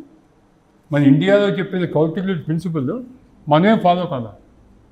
That is the piteous part. ఇంకా బ్యాంకింగ్ ఫైనాన్స్ వద్దామంటే, ఆ రోజుల్లో maximum interest rate is cap rate 15%. Minimum intermediation charges, minimum time ఏమన్నా అయిందా, ఎక్స్ట్రా అయిందా, టైం చూసుకోవట్లేదు. Minimum intermediation charges cap rate 2%. అంటే ఏమిటంటే మీరు డిపాజిట్ మీద వడ్డీ మీద ఓన్లీ 4% మీ నిమ్ ఉండాలి, నెట్ ఇంట్రెస్ట్ మార్జిన్. ఇవాళ మన బ్యాంకింగ్లో 4.5-4% దాకా నిమ్ వస్తుంది. ఆ రోజుల్లో అఫ్కోర్స్ మీరు సెంటేజ్ ఛార్జెస్ అంటే గవర్నమెంట్లో సెంటేజ్ ఛార్జెస్ అంటూ ఉంటారు. ప్రాజెక్ట్కి కానీ కాంట్రాక్టర్కి కానీ ఏమైనా ఇస్తే హ్యాండ్లింగ్ ఛార్జెస్, మార్జిన్ ఛార్జెస్ 2%. ఆ రోజుల నుంచి ఉంది ఈ 2% క్యాప్. అంటే మీరు ఫిక్స్డ్ డిపాజిట్ మీద మీరు ఇచ్చే పెట్టుబడి, అంటే మీరు చిన్న సేవింగ్ చేసేవాళ్ళు ఉంటారు కదా, వాళ్ళకి ఇచ్చిన డిపాజిట్ వడ్డీ మీద ఓన్లీ 2% యాడ్ చేసి మీరు ఛార్జ్ చేయొచ్చు, వర్కింగ్ మీరు అప్పు ఇవ్వచ్చు. డిపాజిట్ తీసుకోవడానికి అప్పు ఇవ్వడానికి ఓన్లీ 2% మార్జిన్ ఉండాలి. అందుకని ఎక్కువ ఉంటే గవర్నమెంట్ మిమ్మల్ని శిక్షిస్తుంది. మ్యాక్సిమం అందుకో 15% ఉంటే ఇవ్వకూడదు. ఎగ్జామ్ మనం 18, 20, 24% ఇచ్చేస్తున్నాం కూడా వడ్డీలు. పొద్దున 90 రూపాయలు ఇచ్చి ఈవినింగ్ 100 రూపాయలు తీసుకుంటాడు వాళ్ళు. అదే కానీ కౌంటింగ్ టైంలో ఉండేది కానీ చచ్చిపోయి చంపేస్తారు, 10 పెనాల్టీ చేస్తారు. So product pricing was based on costing. మనకు అసలు మా కాస్ట్ ఇన్స్టిట్యూట్ 69లో వచ్చింది. ఆ కాస్ట్ ఇన్స్టిట్యూట్ ఇవాళకి కూడా కాస్టింగ్ ఏడుస్తారు, చేయనివారు సరిగ్గా అందరి కంపెనీలు కూడా. లాభాలు ఎక్కడ బయటపడిపోతాయని చెప్పేసి. సారీ అనుకోమాకండి, చెప్తున్నాను నేను. సో ప్రాబ్లం ఏంటంటే in those days the margin only 5%. You are not suppose to sell the product 18-20% margin తీసుకొని వీల్లేదు. అందుకని కాస్ట్ ఆఫ్ ప్రొడక్షన్ మీద చాలా స్ట్రాంగ్ మానిటరింగ్ ఉండేది. అంటే ఒకటి ఏంటంటే బేసిక్గా నాకు అనిపిస్తుంది, చిన్న కంట్రీస్ కదండి ఇవన్నీ, పాసిబుల్ కూడా అవుతూ ఉండొచ్చు. అంత గవర్నమెంట్ కంట్రోల్ కానివ్వండి, not doing right thing, penalties అంత స్ట్రక్చర్ బాగుండేది కాబట్టి. I'm not seeing time, this was నా దగ్గర లేదు, మొబైల్లో ఉంది. ముందుగా టైం ఉంది కదా. Okay. So and costing was and profit margin 5% in case of own manufactured, 10% in case of imports. So this is how the structure is. మనం దీని నుంచి టేక్ అవేజ్ ఏమిటి అంటే 5:45 అయిందా? 5:45, ఇంకా 5 minutes టైం ఉంది కదా. అది so therefore what are the takeaways? నాకు రామ్మూర్తి గారు చెప్తున్నాను, రాంబాబు గారు చెప్తున్నాను, ఏమంటే మనం చెప్పాలి what are the takeaways policy మేకర్స్ని అడ్వైజ్ ఇవ్వచ్చు అని చెప్పి. ఫస్ట్ టేక్ అవే ఏంటంటే we should start penalties for not doing right things అండి. అది ఎలా ఇంట్రడ్యూస్ చేస్తాం? ఇది బ్రిటిష్ వారు వచ్చి మనల్ని ధ్వంసం చేసింది ఫస్ట్ పాయింట్ ఇది. మీరు వాళ్ళు మన చేత తప్పు చేయించడానికి చెప్పి మనం రైట్ చేయకపోతే వచ్చే పెనాల్టీని తీశారు. సో దట్ వారు మన చేత బ్రైబింగ్ ఇచ్చి మన దేశాన్ని ఆక్యుపై చేయడానికి. First we should try to get a civil code and try to enforce strong penalties for not doing the right thing which is mentioned in the civil code. అది అయ్యి ఉంటే ఈ నిర్భయ అయ్యేది కాదు.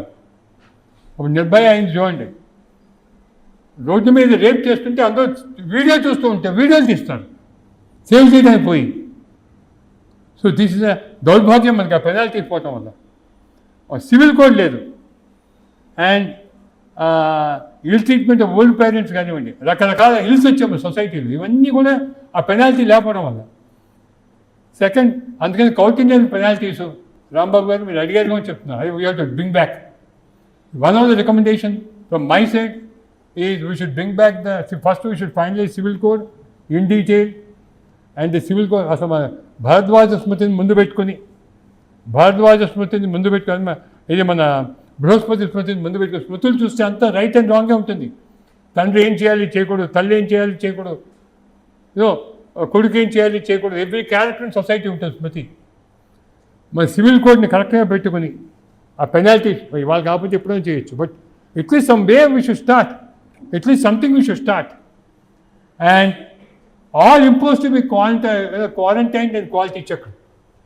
ఇవాళ అన్లెస్ వాడు మనం ఒక మందు కానీ ఆహారం ప్యాకెట్ కానీ యూఎస్ పంపించాలంటే వాడు వచ్చేసి మన కంపెనీ చూసి అన్నీ ఎగ్జామిన్ చేసి సరైన మెటీరియల్ కొంటున్నాం, ప్రాసెస్ చేస్తున్నాం, FDA సర్టిఫికేట్ ఇస్తే కానీ బయటకు పోదు. Are you doing before importing? Still we are not doing anything on imported material. ఒక ఆమెతో చెన్నైలో ఒక ఎయిర్పోర్ట్లో హడావిడిగా భోజనం లేకుండా వచ్చేసి ఫ్లైట్ వచ్చి వస్తుంది కదా అని చెప్పి నేను షాప్లోకి పోయి ఏదో డ్రై ఫ్రూట్స్ కొందాం అనుకుంటే పైన నట్స్, ఆల్మండ్స్, కాజు అవన్నీ పెట్టాడండి. గ్రౌండ్ నట్ కూడా చూపించారు తక్కువగా. ప్యాకెట్ ఓపెన్ చేసి అంతా గ్రౌండ్ నట్సే, ఒకటో రెండో కాజు అవి ఉన్నాయి. ఆల్మండ్స్ కదంటే నేను కొన్నాను, కొంటే మిగతా అది imported from China. I'm talking 10-15 years back. అంటే ఏంటంటే మనకి అసలు కంట్రోల్ లేదు. మనకి ఎవరు పడితే అది పడితే ఇంపోర్ట్ చేస్తారో మనం తీసుకుంటాం. So that is first and first quarantine. దీన్ని గవర్నమెంట్లో హయ్యెస్ట్ లెవెల్ ఆఫ్ పాలసీని నేను తీసుకెళ్తే వాళ్ళు ఏమన్నారు తెలుసా గవర్నమెంట్, ఎయిర్పోర్ట్స్లోని సామాన్లు ఆగిపోతాయి సార్ మనకి పెడితే, అది ఇప్పుడు కానీ మేము వెంటనే ఎన్ఫోర్స్ చేస్తే అంత ల్యాబ్ లేదు, మనకి అంత ఫెసిలిటీస్ లేవు అన్నారు. నేను చెప్పాను అగ్రీడ్ అండి మీతో, why don't have a 5-year time frame? 5-year time frameలో start first you have to start somewhere. I don't know to what extent they have done it. And next very important is protecting local economy. Of course, ఇది మనకు వచ్చేసింది అనుకోండి Trump ఎఫెక్ట్తో కొంతవరకు వచ్చింది. Everybody started protecting their own economy, but within WTO norms కూడా we can protect by local economy. Focusing on minor irrigation, check dams in water harvesting. ఇప్పుడు మనం చేసేది సరిపోదండి, it has to be done much more. Judicial reforms ఏమి చేయకన్నా మీరు కౌంటిల్య పుస్తకం చూసి judicial reforms చేయొచ్చండి. ఎక్స్టెన్సివ్గా judicial reforms you can do on this subject. And government accounting reforms. Tough అవుతుందండి, I know టఫ్ అవుతుంది. You have to, your fiscal deficit will go up in first year. Let it go up. You must provide which bills are not passed and not paid. You should provide also for income not which has to be distributed, we should account. And do's and don'ts for different levels of public servants and independent professionals. Undi manaki, to what extent it is comparable to Kautilya standard, we have to evaluate.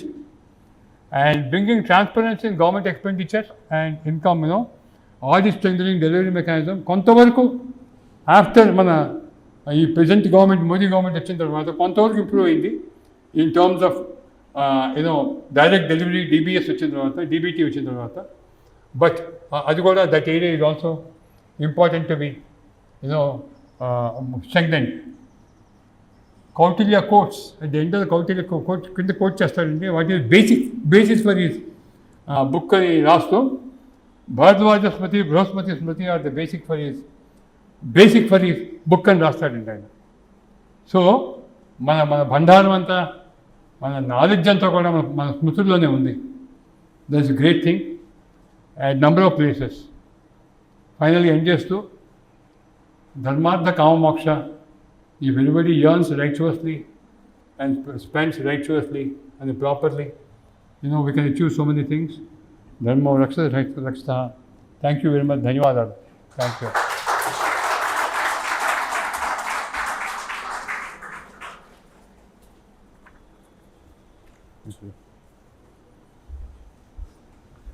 ఒక చిన్న సూచన ఉంది.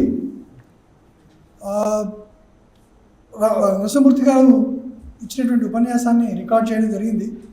దాన్ని ఒక document రూపంలోకి reduce చేస్తాము. By the end of the day we are going to create a Google form which would be circulated to all the participants here over phone. మీరు ఆ గూగుల్ ఫామ్ని దాంట్లో 2 సెక్షన్స్ ఉంటాయి. ఒకటేమో మీ యొక్క response on the subject and the lecture, and then any question that you wanted to pose, and those questions would be shared with Narasimhamurthy garu for his response. And those questions and response along with the names of the people who have asked them would be incorporated in the document. Prastaniki oka chinna interactive session, if anyone wants to have any things to be clarified on the lecture of today's, or adagachu పేరు చెప్పి ఒకసారి question అడగండి. ఈ కౌటిల్య అర్థశాస్త్రంలో ఈ freebies గురించి, ఇప్పుడు జరుగుతున్న ఈ ఫ్రీబీస్ గురించి ఏమైనా వాళ్ళు ఒక సూచన ఇచ్చారా? చాలా క్లియర్గా ఉందండి. అందులో government has to support who are needy people, who are incapacitated, physically handicapped, have nots in the society. Government support చేయాలని ఉందండి. అందులో ఫ్రీబీస్ అనేవి ఇలా ఇవ్వలేదు, కానీ he has given only government has to support అని ఇచ్చారు. అంటే ఆహారం కానివ్వండి, షెల్టర్ కానివ్వండి, లేని వాళ్ళకి, ఎస్పెషల్ ఫిజికలీ హ్యాండిక్యాప్డ్కి, గుడ్డి వాళ్ళకి, మగవాళ్ళకి, ఇలాంటి వాళ్ళ బాధ్యత ప్రభుత్వం తీసుకోవాలని ఇచ్చారు. చాలా క్లియర్గా ఇచ్చారు. వెరీ టార్గెటెడ్ వెల్ఫేర్ స్కీమ్స్ అనేవి. Welfare schemes are well defined. In fact we can write a chapter also. Welfare schemes are well defined. ఇంకో ప్రశ్న సార్, ఇప్పుడు జరుగుతున్న క్యాలిక్యులేషన్ ఆఫ్ జీడిపి నా దృష్టిలో సరిగ్గా లేదు. బేసికలీ అప్పుడు ఆయన ఏదైనా formula how to calculate the right GDP అనేది, అది జీడిపి మీద ఏం ఫోకస్ లేదు. ఓన్లీ యాన్యువల్ రెవెన్యూ, ఎంత రెవెన్యూ ఉంది తప్ప గ్రాస్ డొమెస్టిక్ ప్రోడక్ట్ అనే సబ్జెక్ట్ లేదు ఆ టైంలో. Thank you very much. ఎంత ప్రొడ్యూస్ చేశారు, ఎలా గ్రోత్ ఉన్నది ప్రొడక్షన్లో, అదే ఉంది. అగ్రికల్చర్ అంతా ఎక్కువ ప్రొడ్యూస్ చేశారు, మానిటర్ చేయాలి, టార్గెట్స్ పెట్టుకోవాలి, అగ్రికల్చర్ ప్రొడక్షన్ టార్గెట్స్ పెట్టుకోవాలి, అలాంటి ఉన్నాయి తప్ప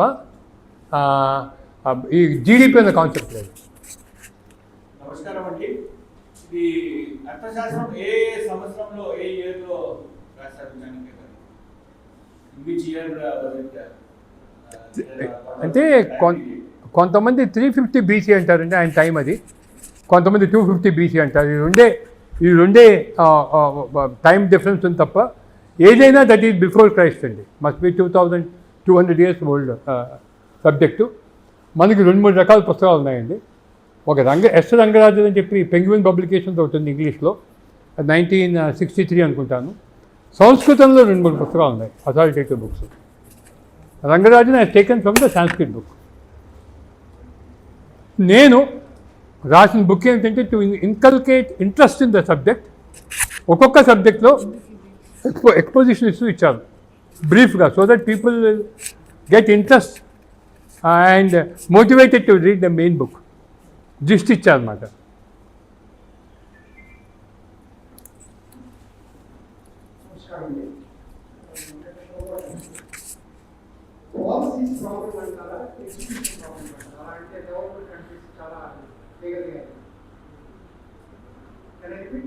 ప్లీజ్ Policies awareness అనేది ఒక aspect. Execution problem కదా. It is not. Development తెలుసు కదా, కరప్షన్ లెవెల్స్ కానీ they are able to manage. నేను I have my own issue అండి. డెవలప్డ్ కంట్రీస్లో కూడా లాట్ ఆఫ్ అనామలీస్ ఉన్నాయి which are not being projected, which are being camouflaged. And which is most corrupt నేషన్స్లో బయటికి తప్పకపోయినా యూఎస్ఏ కూడా ఉంది. President is himself is corrupt. Every president is proven to be corrupt. Prove చేసుకోవడం బయటికి ఏదో వస్తుంది, తర్వాత ఏదో లోపల ఉంటుంది. సో నా ఉద్దేశంలో ఇది ఓన్లీ వేరియింగ్ డిగ్రీస్ అండి. ఇండివిజువల్గా మంచి వాళ్ళు ఉంటారు, వేరియింగ్ డిగ్రీస్. పాలసీ ఫ్రేమింగ్లో కూడా కొంచెం ఉండొచ్చు. కాకపోతే ఏమైందంటే మనకు ఆ టైంలో పాలసీస్ ధర్మం బేస్డ్గా ఉన్నాయి కాబట్టి we could achieve such a high GDP growth. We are the world highest GDP. మనకి మినరల్స్ ఉండేవి, ధర్మం బేస్డ్గా ఉండేది. తర్వాత మనం పడిపోయాం ఎందుకంటే with due to invasions. But ఇవాళ యూఎస్ లాంటి country GDP is quite high. మనం for your information, what is our GDP అండి? We say 4.12 or 4.2, 4.3, but real GDP in PPP terms is 16 to 17 trillion a day. Chinese GDP in terms of PPP is around 19 or 18 or 19. And in case of US, in terms of PPP, బాగా తగ్గిపోతుందండి. So అంటే $1000 ఇండియాలో ఎంత కొంటుందో $1000 అక్కడ ఎంత కొంటుందో చూస్తే మీకు 7 times better Indian GDP. So therefore the GDP calculation, అందుకని మనం అమెరికా ఏదో గొప్పగా ఉందని కాదు. Our difference is not quite so high as we see. మీరు అక్కడ పోయి $1000 శాలరీ ఉందనుకోండి, ఆ $2000, $3000 శాలరీ ఉంది. అక్కడున్న కంఫర్ట్కి can get a better comfort year, 7 times better comfort. అదే money can purchase year more. మన money we can purchase more.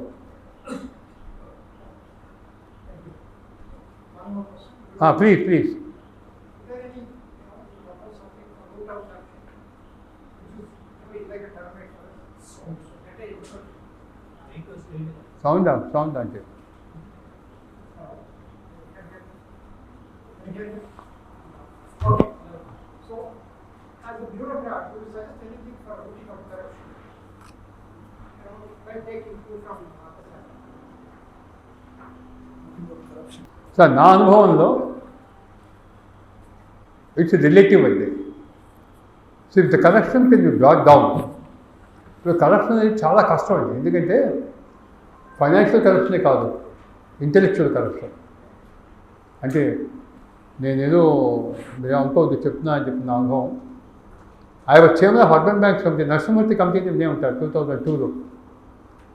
So నేను chairman of the committee, my uncle, మా సొంత మేనమామ, ఆయన కాల్ యాంప్యూట్ అయిపోయింది.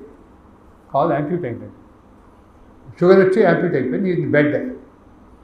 మోడల్ ఫైనాన్స్లో ఆయనకి ఒక 6 రోజులు ₹1,00,000 ఏదో చిట్టు, అది క్లోజ్ అయిపోయింది, ఆయన రాలేదు. వాళ్ళ బ్యాంక్ ఏదో ఉంది, మోడల్ కోఆపరేటివ్ బ్యాంక్, అది మా కంపెనీ ముందు వస్తుంది. వాళ్ళు ఏవో అడ్జస్ట్ చేస్తున్నారు, నువ్వు మాట చెప్పరా, చెప్తే నేను వాళ్ళు ఇచ్చేస్తారు నాకు, రోజుకి ₹500 మందులు అవుతున్నాయి ఏవో చెప్పుకొచ్చాడు ఆయన నాకు. ఫోన్ చేసి చెప్పాడు. చెప్తే నేనేం చేశాను, 2 days ఆగి ₹10,000 నా SBI అకౌంట్లో డ్రా చేసి ఆయన కాల్ దగ్గర పెట్టించాను. ఇది ప్యూర్లీ అంటే it's very difficult to corruption మీద చాలా ఎక్స్టెన్సివ్గా హ్యాండిల్ చేస్తాడు కౌటిల్యుడు ఈ సబ్జెక్ట్ మీద. సో హీ టెల్స్, అందుకే ఈ kept so much penalties. Is income on penalties quite high బడ్జెట్లో. ఇప్పుడు నేను చెప్పింది ఉందనుకోండి, నేను అది తప్పు కాదు చేయటం, ఓ phone call, but I have to compromise with so many urban banks. After 2002, 2004 not a single bank fail in Andhra Pradesh. ఇవాళకి వాళ్ళు పిలుస్తారు, అప్రిషియేట్ చేస్తారు మనం. Not a single bank fail in Andhra Pradesh, combined state.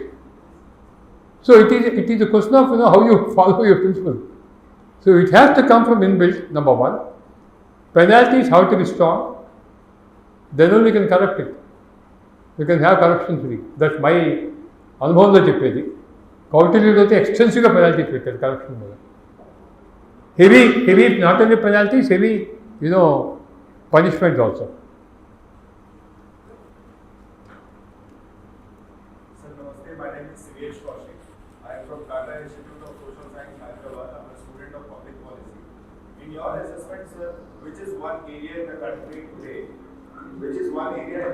today, in your assessment, which requires urgent intervention of culture-guided public policy? For reference, we can take tribal areas, right? Or you have seen the making of Greater Hyderabad. Like my specialization is cities and governance. So, what is your assessment of culture-guided public policy inculcated in the design of the city or in your అంటే what I can say, equity and equanimity should be the principle. So in fact, if you go by the old book of our scriptures that called Kautilya, he extensively deals about underdevelopment. A person is kept separately, control of lands and people. Where the areas are underdeveloped or barren, he focuses how to make it productive. That's what his subject is. So when you are talking tribal areas are underdeveloped, welfare schemes are extensively dealt. But if you ask me what is to be done as of today, situation of this is strongly legal reforms. Unless legal reforms is done, justice is done in time, justice is seen to be done, nothing, no equity or nothing will happen. So justice has to be done. So me అడిగితే public పాలసీలో first and foremost I should say legal reforms are required in India. If topmost, then second comes civil code and penalties of civil code. These two can be the topmost. Today, just why Naxalites are coming in?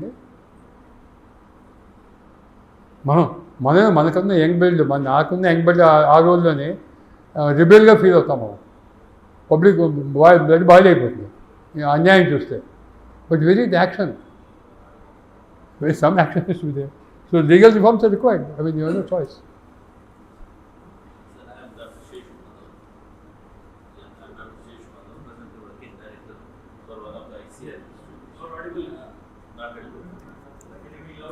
I am Dr. Sheshu Madhav, presently acting as a director for one of the ICL. I have a basic two questions, sir. Is Kautilya talked anytime about the inflation and how to control the inflation? You said about price reduction and you said about cost-based production only, but have you anytime we talked about the inflation? That is number one. And the number two, you said about ethics-based of only. Why we could not, in present today, could not follow this kind of ethics-based of only system? First, I don't think he has talked about inflation. Inflation was a cause of concern for him in those days. So it was controlled by imports and exports. So wherever something is needed, he used to import. Ankutunani, it may not be a cause of such a concern in those days. Inflation is a product of our over demand, our minds of over demand, our greediness may be inflation. So in those days, whatever required, people are very happy, I suppose. Whatever the thriftiga unnaru. That's I don't know why inflation was talked. I presume so.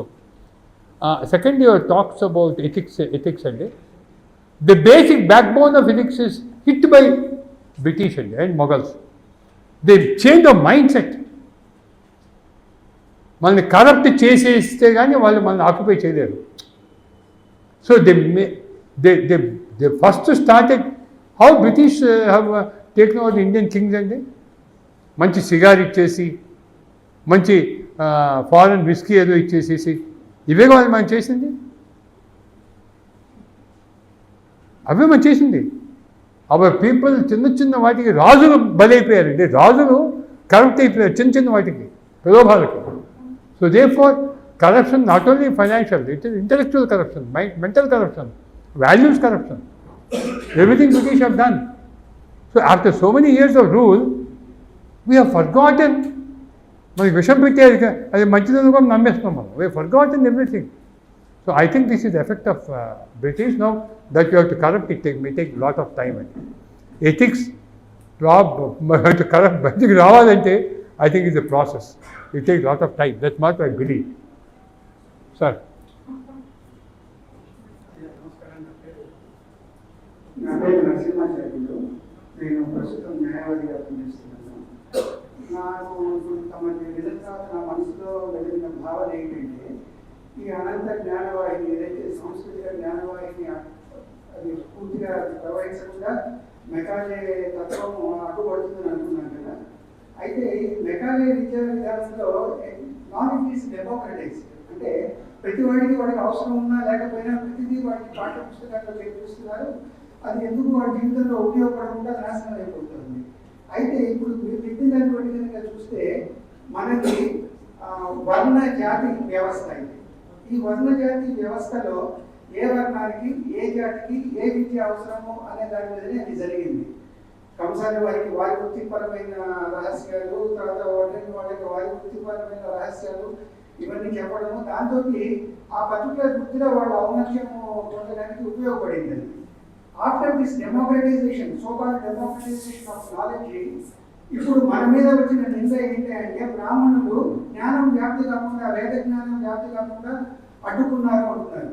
నిజంగా వేద జ్ఞానం కంసనికి కుమ్మరికి ఎట్లా ఉపయోగపడుతుందని ఆలోచన లేకుండా ప్రతిదీ ప్రతివాడికి పోవాలి అనే ఒక విద్యావాదానికి గురి చేశారు ప్రజలు. దాంతో ఏమైపోతుందంటే ఈ వేద విజ్ఞానానికి ప్రజల పట్ల ప్రజలకి ఒక వ్యతిరేకత రావడానికి ఒకటి అవకాశం ఏర్పడింది. మరి చిన్న విషయాన్ని గ్రహించి మన విద్యా వ్యవస్థలో మార్పులు తీసుకురావడానికి ఏవి అడ్డుపడుతున్నాయని చెప్పి తమరు అనుకుంటున్నారు? నాకు ఈ విషయంలో కొంచెం మీరు చెప్పిన టాపిక్ డీప్ టాపిక్ అండి. నా ఉద్దేశం ఏమిటంటే, ఒక డాక్టర్ కొడుకు డాక్టర్ కాలేడు, ఒక యాక్టర్ కొడుకు యాక్టర్ కాలేడు. సో మనకి వర్ణ వ్యవస్థలో డూస్ అండ్ డోంట్స్ ఎందుకు పెట్టారంటే, ఏమంటే మనకి ఆ డూస్ అండ్ డోంట్స్ తీయటం వల్లే ప్రాబ్లం వచ్చింది.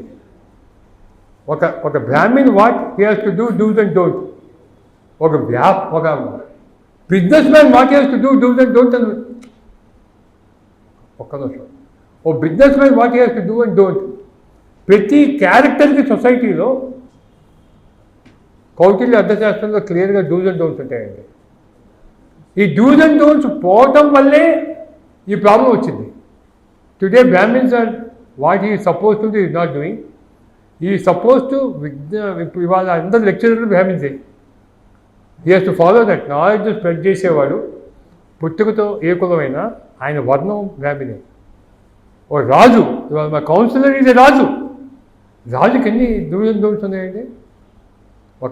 ఎంత డూస్ అండ్ డోంట్స్ ఉందండి. And when how much time you should wake up, how much time you should sleep, how much time you should spend for public with public, how much time you should give judgments and listen to the problems of public. ఎవరు చేస్తున్నారండి అది?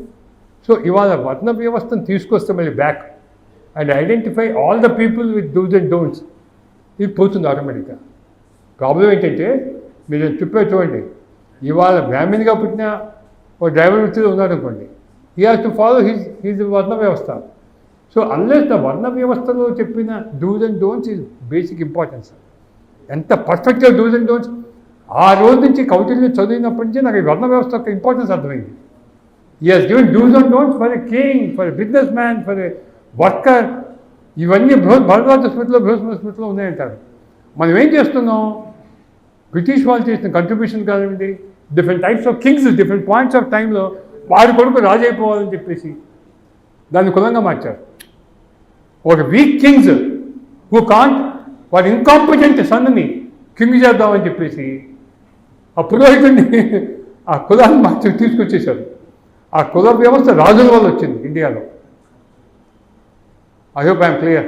నా view different. నేను చదివిన వాటిలో, నాకు అర్థమైన వాటిలో ఈ కుల వ్యవస్థ అనేది రాజుల వల్ల వచ్చింది.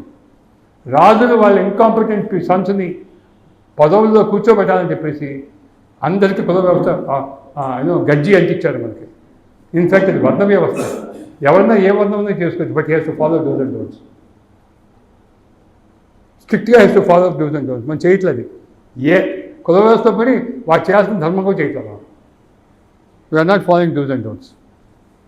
అంటే వర్ణ జాతి వ్యవస్థని కుల వ్యవస్థతో కన్ఫ్యూజ్ అవుతున్నాను అని చెప్పి నా భావన. కానీ పర్ఫెక్ట్లీ రైట్, కన్ఫ్యూజ్ అవుతున్నాం. వర్ణ వ్యవస్థ వెరీ వెరీ వెరీ నోబుల్ వ్యవస్థ. ఇవాళ సీఏ ఉందండి, we have code of conduct. All of us got a code of conduct. Doctors నాకు కోడ్ ఆఫ్ కాండక్ట్ లేదా? అది నా పేరు రాజ్ కుమార్, నేను రిటైర్డ్ ప్రొఫెసర్. దీన్ని వింటుంటే ఇది rules framework based on Dhamma as the sole objective. నాకు అనిపిస్తుంది ఈ రూల్స్ ఫ్రేమింగ్లో తర్కం కూడా ఇవ్వబడిందా ఆయన ఆదర్శాస్త్రంలో అని చిన్న ప్రశ్న. రూల్స్లో ఒక్క నిమిషం, రూల్స్లో తర్కం basis for the rule to be framed.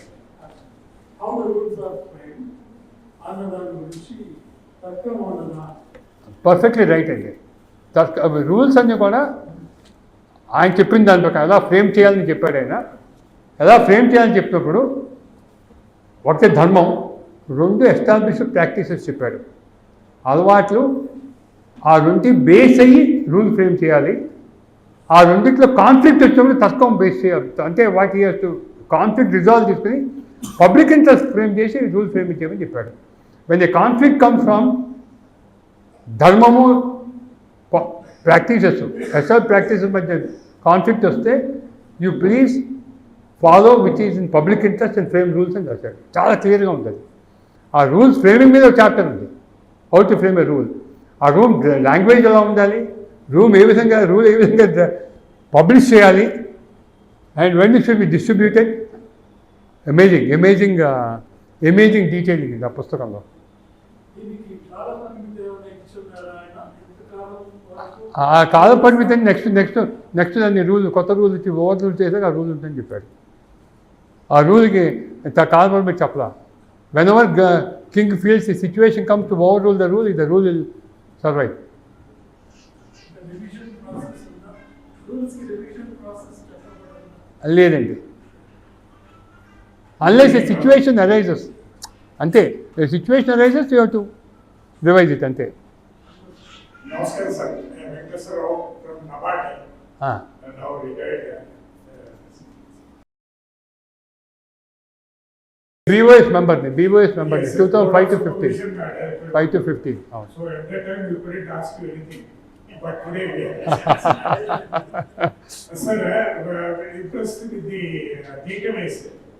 There you mentioned that water harvesting and watershed approach has to be promoted in this. This we have been doing almost for the last 30 years. But still many things are to be done. Maybe we'll come to you for your ideas on this, so that we will take this forward as a part of the approach. Thank you. ఎందుకంటే ఇప్పుడు మనం నదుల్లోకి నీళ్ళు ఎక్కడి నుంచి వస్తున్నాయి అంటే అది కొండ మీద పడిందో ఎక్కడితో ఊళ్ళలో పడింది బయటకు వచ్చేస్తుంది. So store the water where it falls. So అది చేసుకుంటే రెండు ప్రాబ్లమ్స్ సాల్వ్ అవుతాయి. సో తప్పకుండా వెల్కమ్ అండి. So we will see you separately. Basic అండి, వాటర్ మీరు నబార్డ్ ఇచ్చిన ఫండ్స్తో వాటర్ బాడీస్, వాటర్ హార్వెస్టింగ్ అవన్నీ బాగా చేస్తారు. తర్వాత మేనేజ్మెంట్ ఫెయిల్ అవుతుందండి. Unfortunately the management structure what we create, local bodies ownership fail అవుతుంది. I think we have to see, it all depends on political leadership.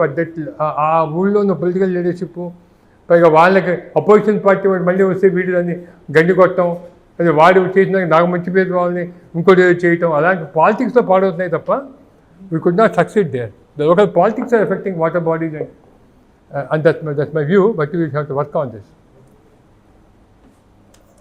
Narasimhamurthy garu, నాకు ఒక చిన్న ప్రశ్న, నాదొక డౌట్ ఉంది. మీరు మొట్టమొదటి స్లైడ్లో చెప్పినప్పుడు చాణక్యుని గురించి చాలా మిస్గివింగ్స్, చాలా మిస్కన్సెప్షన్స్, చాలా కాన్రాడ్స్ ప్రచారం చేయడం జరిగిందని చెప్పారు. కౌటిల్య అనే పదానికి మా నాన్నగారు ఒక అర్థం చెప్పేవారు. కౌటిల్య అంటే అదొక టైటిల్, అది పేరు కాదు. అది నిగ్రహానుగ్రహ దక్షత, పరిగ్రహ దక్షత ఉన్నవాడు, మంత్రతంత్ర యంత్ర ప్రయోగాలు, ఉపసంహరణ ఇటువంటివి తెలిసినవారు, రకరకాల శాస్త్రాలు తెలిసినవారు. ఆ టైటిల్ అనేటువంటిదని కౌటిల్య అనేటువంటిదని అర్థం. అది కౌటిల్య కాదు అని ఆయన చెప్పేవారు. దీని గురించి కొద్దిగా మీరు ఏమన్నా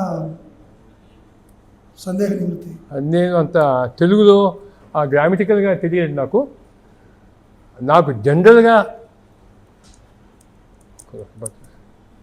పనిచేయట్లేదు, బ్యాటరీ అయిపోయింది.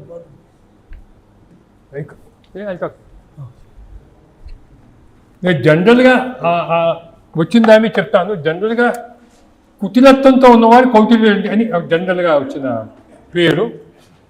చాణక్యుణ్ణి తక్కువ చేసి కౌటిల్య పేరుని పబ్లిసైజ్ చేయడానికి కారణం అనే ఉద్దేశంతో చెప్పాను. అది తెలుగులో ఉన్న అంత అంత అంత డీటెయిల్ నాకు తెలియదు బట్ జనరల్ పర్సెప్షన్లో చాణక్యుడిని తక్కువ చేసి కౌటిల్యుడిని ఎక్కువ చేయడానికి ఈ మెకాలే ఫాలోవర్లు చేసిన చోట ఎవడు చదవాలని చెప్పి మనకి ఎంతసేపటికి ద్వంద్వనీతి లేకపోతే మిత్రభేదం ఇవే చెప్తారు కౌటిల్యుడు అంటే జనరల్ పబ్లిక్లో కౌటిల్యుడు అర్థశాస్త్రం అంటే డిఫెన్స్లో వాడు ఇంకో రాజు ఎలా తీరుకో చేయాలి ఇవి చెప్తారు తప్ప ఇదం కౌటిల్యం అని పుస్తకానికి పేరు పెట్టాను, ఆర్టికల్స్కి పేరు పెట్టడం కారణం ఏంటంటే అది కాదయ్యా, ఇది కౌటిల్యుడు ఇంత పెద్ద సబ్జెక్ట్ ఉందని చెప్పడానికి.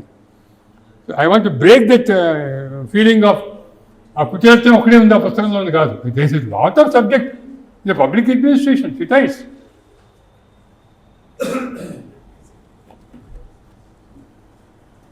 Please. Earlier you have mentioned that if you take the purchasing power parity method, US dollar we are about 7 times better than that. But I would like to know why it is not reflected in the rupee and the dollar rates. Is there some mismatch in that? Can you please enlighten us? Excellent అండి. దానికి నీకు తేడా ఏమిటంటే బేసిక్గా Brunton would conference 1925 అయిన తర్వాత afterwards willingly at that point of time gold was base for fixing the currency value.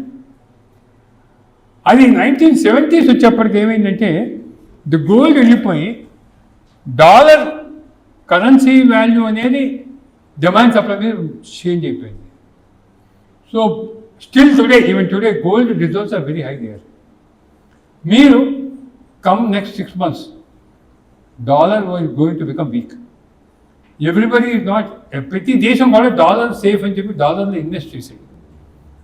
It is debt is around $38 trillion, much more than their budget and GDP. So next 1 year $10 trillion US has to repay its debt. Today nobody is purchasing the dollar bonds.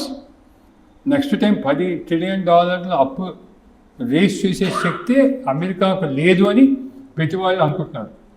So basically why that it is not seen in the dollar Indian rupee parity is dollar is become a global currency and everybody is subscribing to global currency.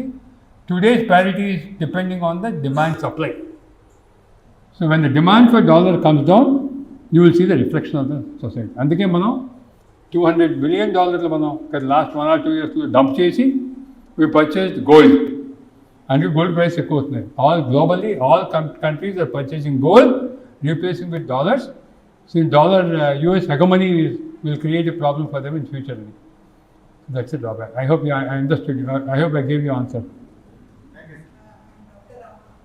was just reading in the booklet that Arthashastra is written by several authors. Is Chanakya the prime author? Only the author. I was reading that several chapters have been added by many others. No. I have written various chapters to summarize. It is only written only one book. So it is a single author. Yeah. And now It is only Chanakya's Arthashastra, that's it. if you see now the present political system in India, are there any instances that we have taken Kautilya's Arthashastra's principles or rules? బ్రహ్మాండంగా తీసుకున్నాం మనం చాలా almost 60-70% follow అయ్యాం కదా. Foreign affairs we are following. Basically, we have just Yeah. down the British system. No. In the law, అలా కాదండి British administration, we are still British. Then I am not talking. Even in the education, even now we are following the British system. So I don't know if there are really instances where we have really followed the principles of Arthashastra or implemented them in the public. Only public policy, public administration of Chapangani, we have followed. British have not destroyed our public administration to that extent. What British have destroyed is our legal system, our penalty system, our civil code. We have followed successively from Indira Gandhi days. We have followed foreign policy principles of Arthashastra. Our foreign policy is very strong, non-aligned, and we are very strong from the beginning. ఇప్పుడు ఇంకా strong అయింది. Foreign policy is being followed.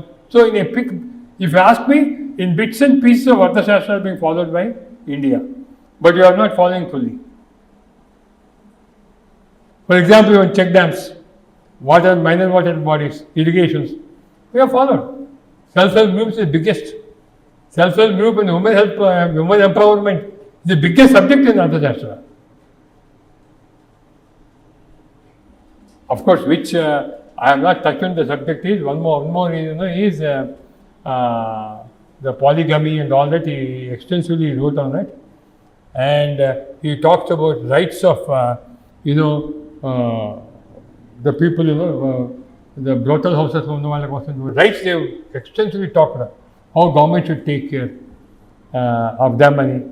And the reason being, since in the countries currently people go on migration of business, like human needs ఉంటాయని, extensively, that was a very big subject.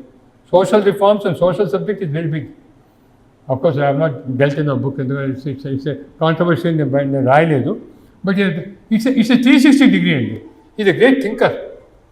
And I believe he wanted justice for everybody. At the same time, he could not tolerate, he did zero tolerance for civil code violations, which was there before 1,000 years back, which was destroyed slowly by the different kings. Whenever a king wanted to corrupt people, he removed one by one all controls. Kings always thrived by corrupting people, for their dynasties. That's my observation. I see like this. ఇవాళ చూడండి, caste అయిపోయింది, sub caste అయిపోయింది, ఇంకా sub caste divide చేస్తున్నారు మా పాలకులు ఓట్ల కోసం. అదే ఆదోళ పాలకులు కూడా చేశారు, రాజులు కూడా మనుషులు డివైడ్ చేసి రూల్ చేయటమే. Thank you very much sir. Friends, తర్వాత ఇప్పుడు కంక్లూజన్ ఆఫ్ ఈవెంట్ ఉంటుంది, దాని తర్వాత శాంతి మంత్రంతో మన కార్యక్రమం ముగుస్తుంది. I have a tough job to do because, as it normally happens, we run short of time at the end of the event. So I will try to be as brief as possible. Anyway, that's how I do normally. Anyway, one thing is that I forgot to mention in the beginning that the Sanskriti Talks is held on the third Saturday of every month between 4 to 6.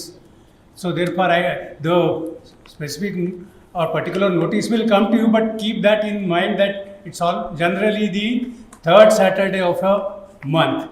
So as it happens today. Now,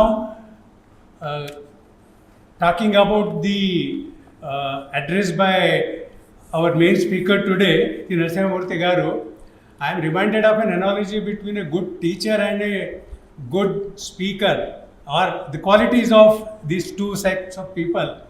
As they say, I will just speak in terms of the analogy.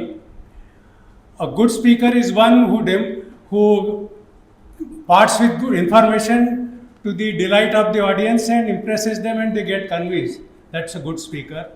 A better speaker is one who not only convinces the audience but also demonstrates why he has made his point. And third is the excellent speaker who not only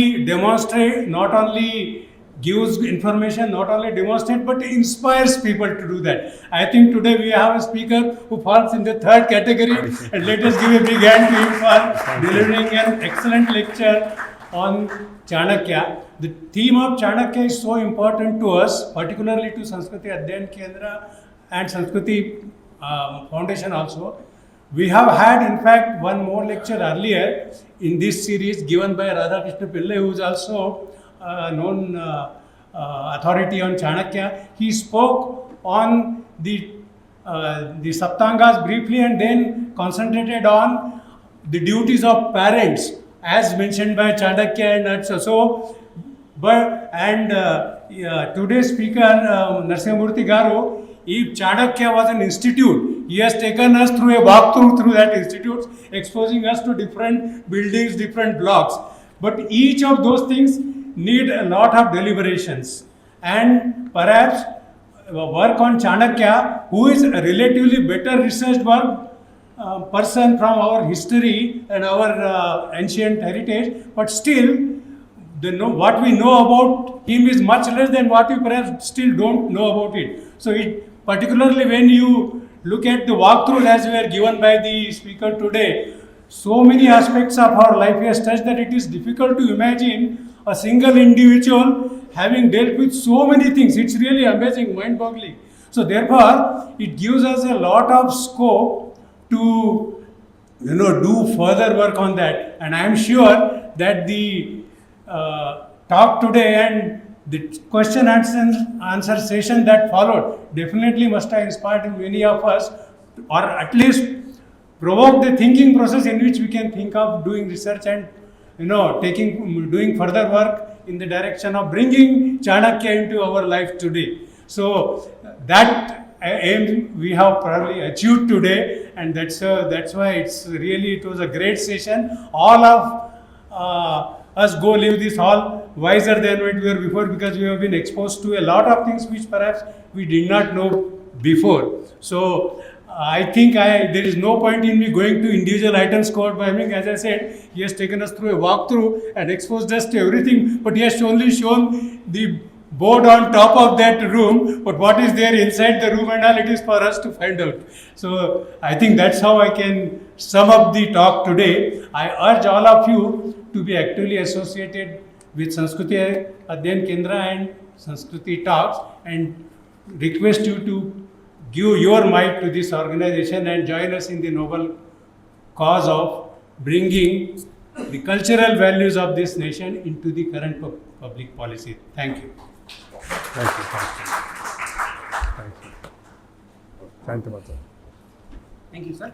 ఈ సమావేశం ముగిసిన తర్వాత చిన్న ఒక 5-10 నిమిషాలకు బ్రీఫ్గా సమావేశం ఉంటుంది. దాంట్లో విష్ణు దత్తాత్రేయ గారు, డాక్టర్ వేడి మాధవ్ గారు, శ్రీనివాసమూర్తి గారు, బాలు నాగరాజు గారు, వెంకటరత్నం గారు, కృష్ణ గారు ఒక 10 నిమిషాలు సమయం కేటాయిస్తే బాగుంటుంది. ఇప్పుడు శాంతి మంత్రం ఉంటుంది.